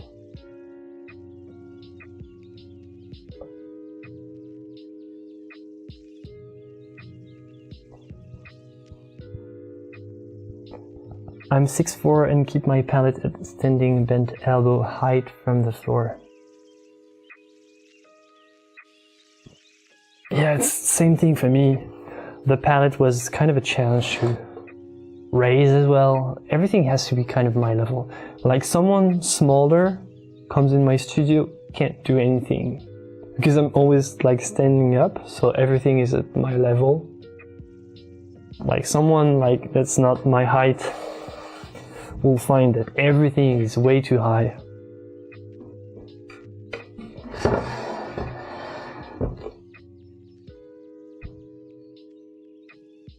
Oh yeah, we made it! Thank you!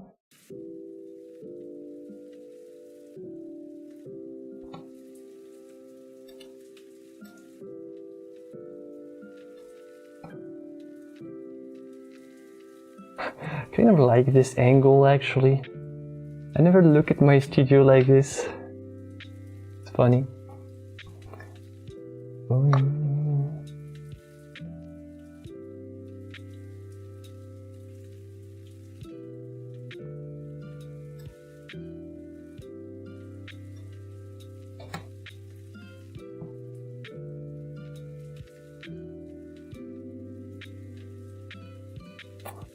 Alright, so let me go back to a normal view.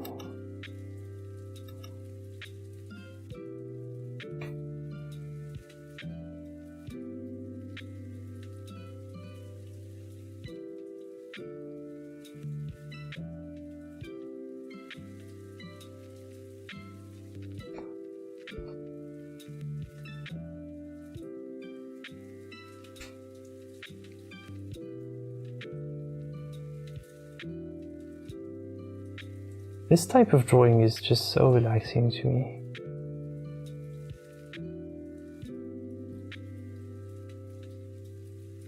What I appreciate is the fact that the job is already done, like by the original master, so you just have to follow the tracks. But you don't have, like, you know, the pain of decision making. It's technically it's not art, because art is all about decision making. Here it's kind of it's practice, it's training, it's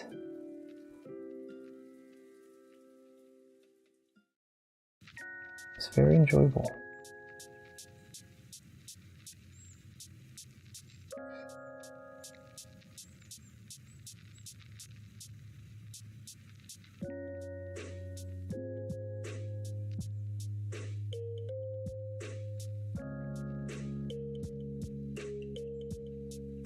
Thank you, Jonas.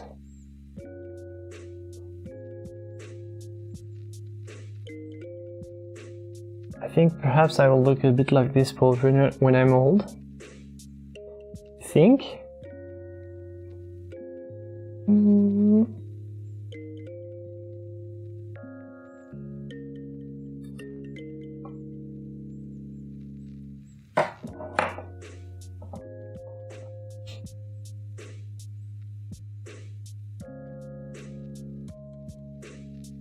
Do I? Do I?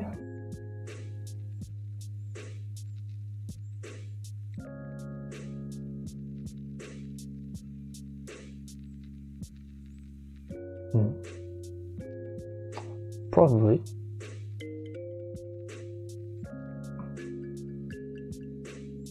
I think the face is much wider than mine. Mine would be more elongated, the chin would be here almost, and like much more squished on the sides. But I do really like this pose. I like the energy, the look, the twist, with very little, like a lot of dynamism is suggested with just a couple of lines. It's amazing.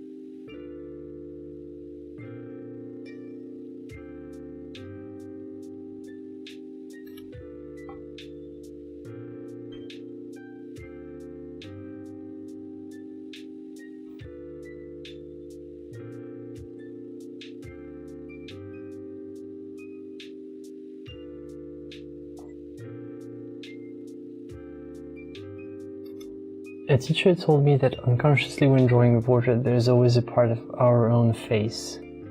Not necessarily part of our own face, but like a portrait painted by an artist is as much about the artist as it is about the model. Which is why like famous portraits by famous artists are still collected even though we don't know who was painted at all. Like the Mona Lisa is as much about Da Vinci, even more about Da Vinci as it is about who exactly was Lady Gioconda, which is called Mona Lisa, who is called. So yeah, like it is true, because just in the treatment of the model, the way the vision of the artist expresses the quality of the model, it's a work of art, so the artist expresses himself or herself or themselves, no matter how much like the model has the prevalence in the fact that it's the subject. Still, like this lingering presence, it's always the artist in the background. It doesn't mean that it's the face of the artist, it's the vision of the artist.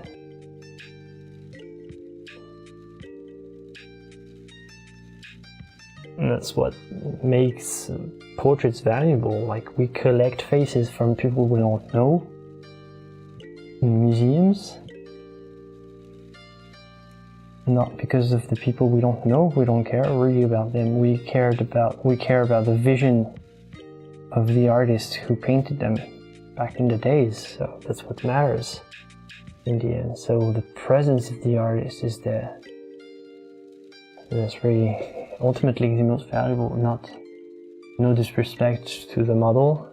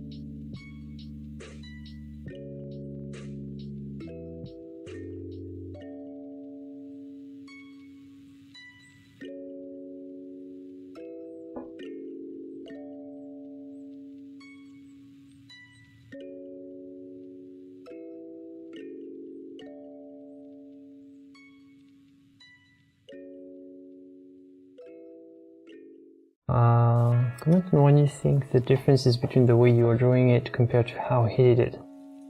I don't know how he did it, but the thing is, he was obviously more spontaneous because I'm trying to stick to the same shapes, and he was more living in the moment and creating his own work. So he was making all the decisions. I don't have to make all the decisions.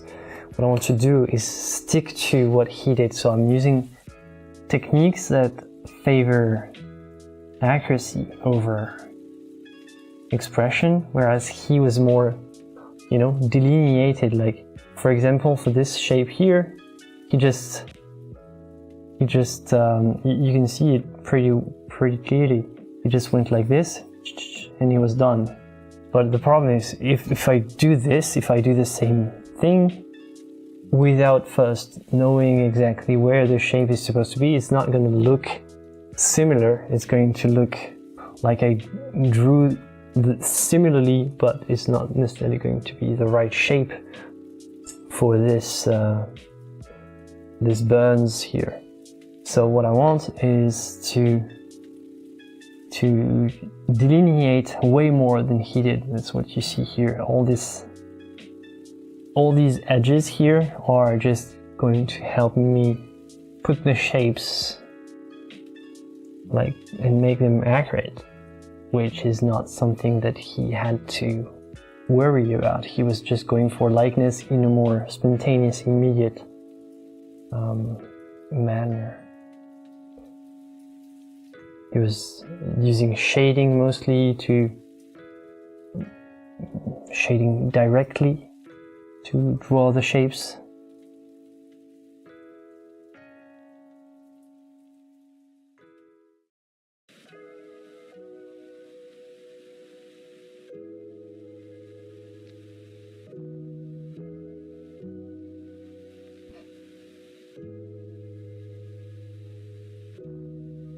Other than that, I have no idea how I did it.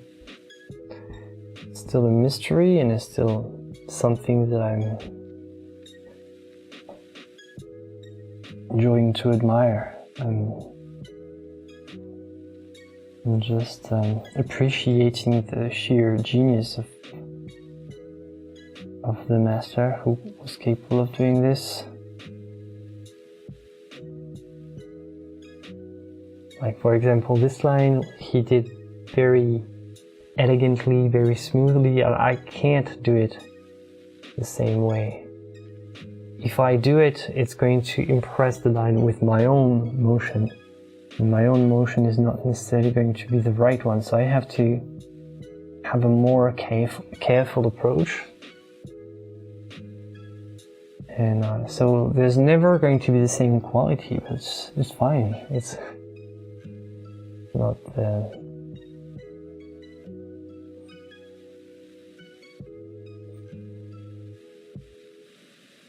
I'm fine being in the shadow of the master and not pretending to approach the skill level.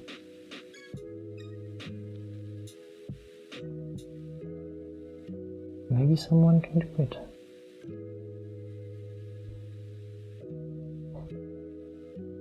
I'm just happy doing my best.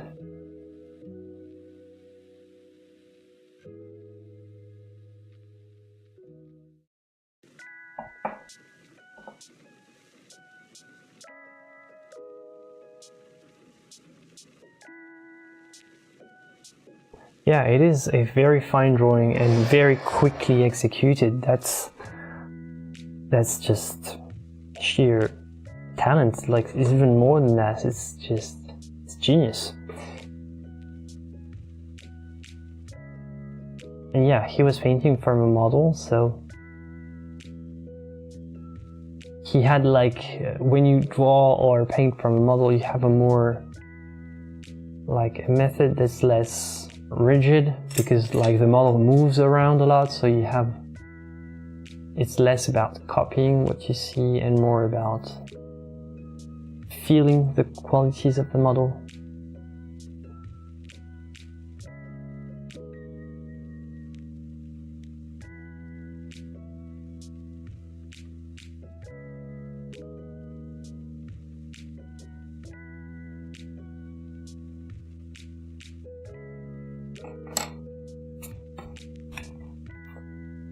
Oh my god.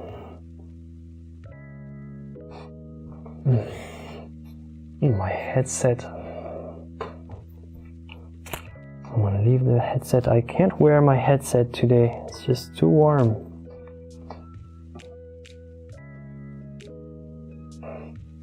We have watched the Michelangelo series. What is the Michelangelo series?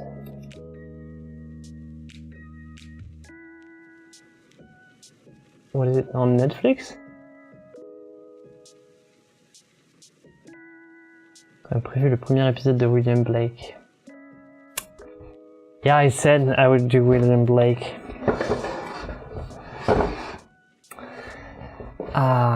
Yeah, I should do it.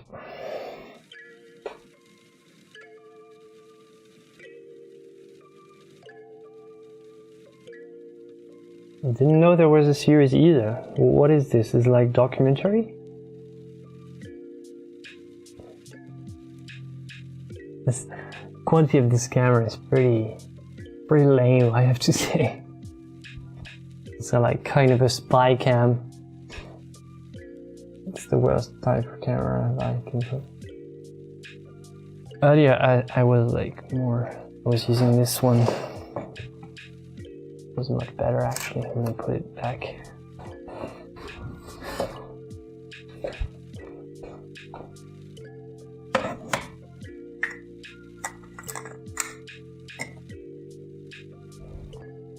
I love this lens. This lens is just a beauty. Creates such a great image.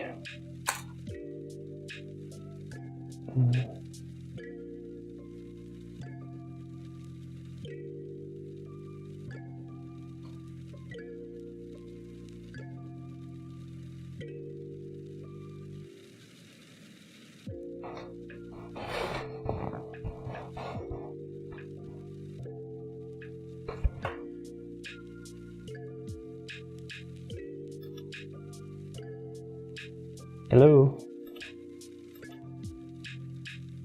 Wow, this lens is awesome. But my hair is not.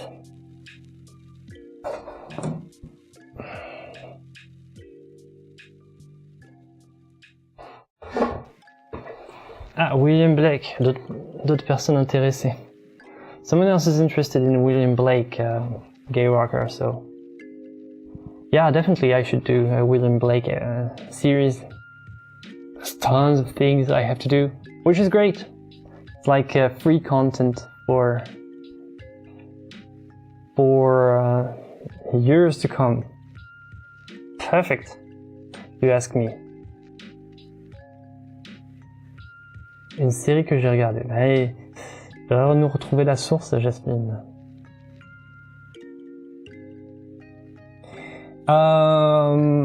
Yeah, while I'm thinking about that, let me just take some time. I don't know who's going to watch this, like 2 hours and 30 minutes in the stream, but like for someone who is interested, I'm gonna just re-explain the membership if you are confused of the difference between like subscription on YouTube and membership. Membership is basically a small amount of money that you give to the stream, like to this channel, this stream, this channel each month, like a recurring kind of like Patreon, but for like it would be like inside of YouTube plus like membership, and you get like cool things. So I'm gonna show you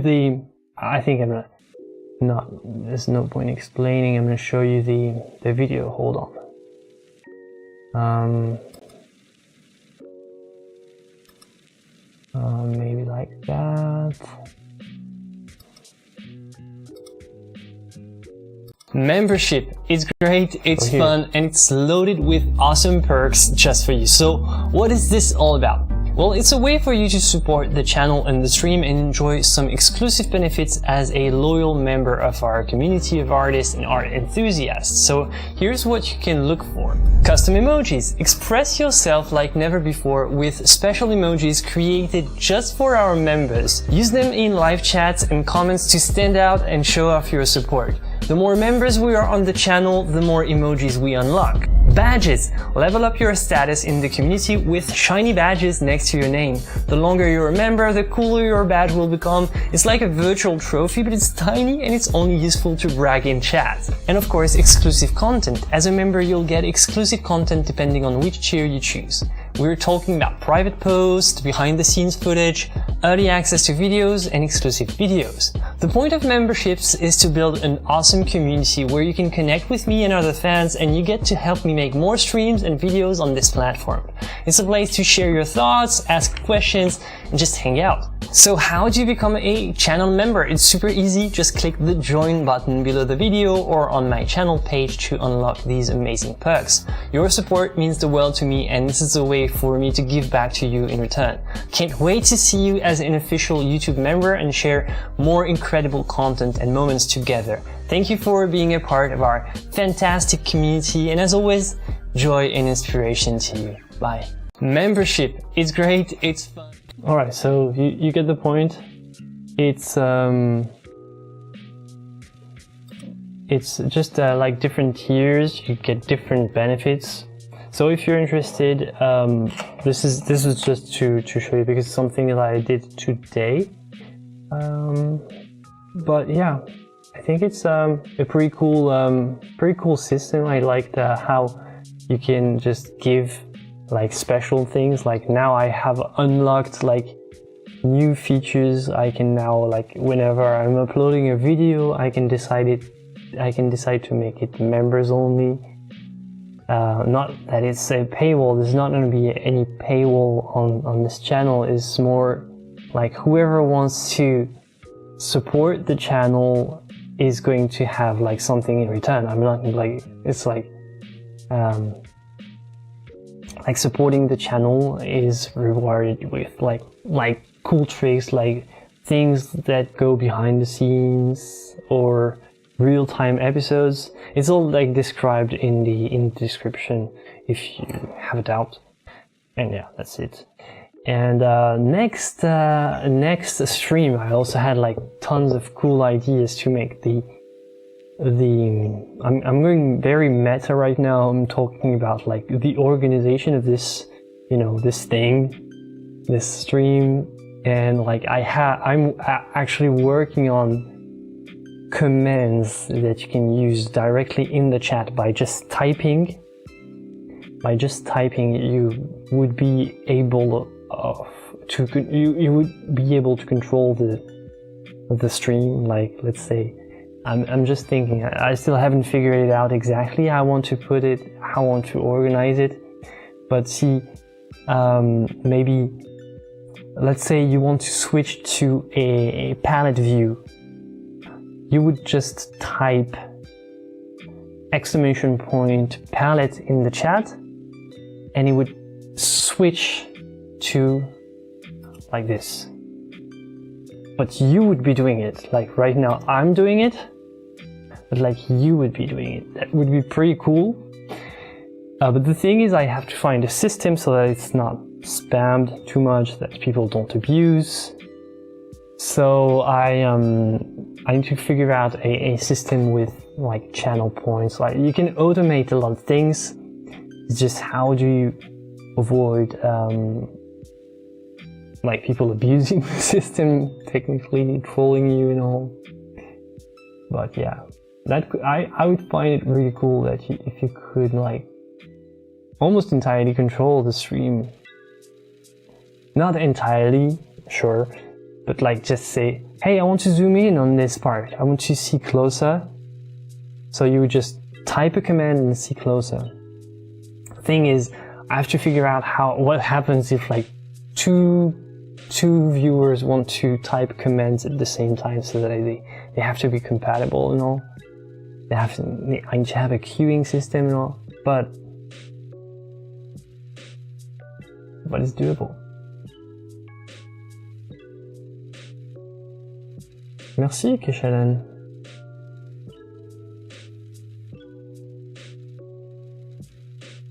I'm off, my internet is playing up. Oh, alright, I missed you, but S Tucker, see you next time.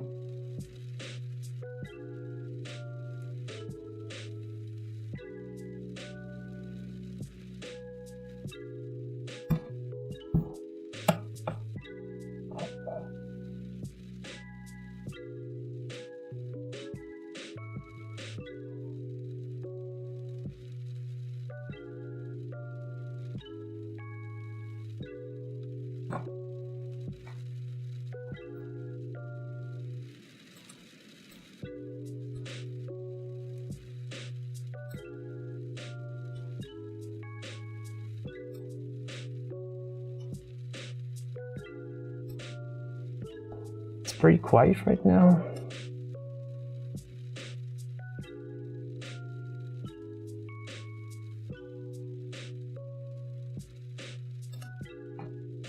Maybe it's a sign that it's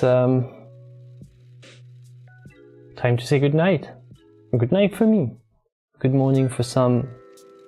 Good lunch. Guten Appetit for some. Good evening. Wherever you are, I hope you had a wonderful time watching this. If you made it this far, thank you.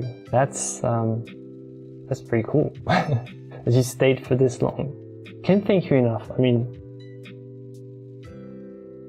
like the simple fact that you guys come back to watch my stuff, my ramblings and all,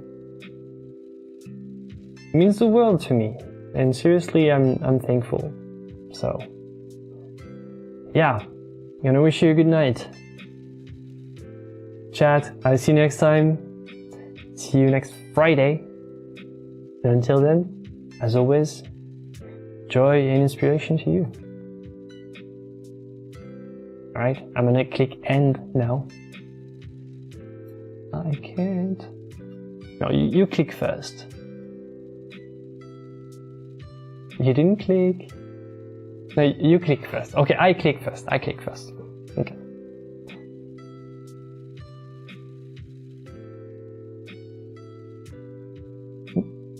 No, you click first. Okay, I'm kidding. See you guys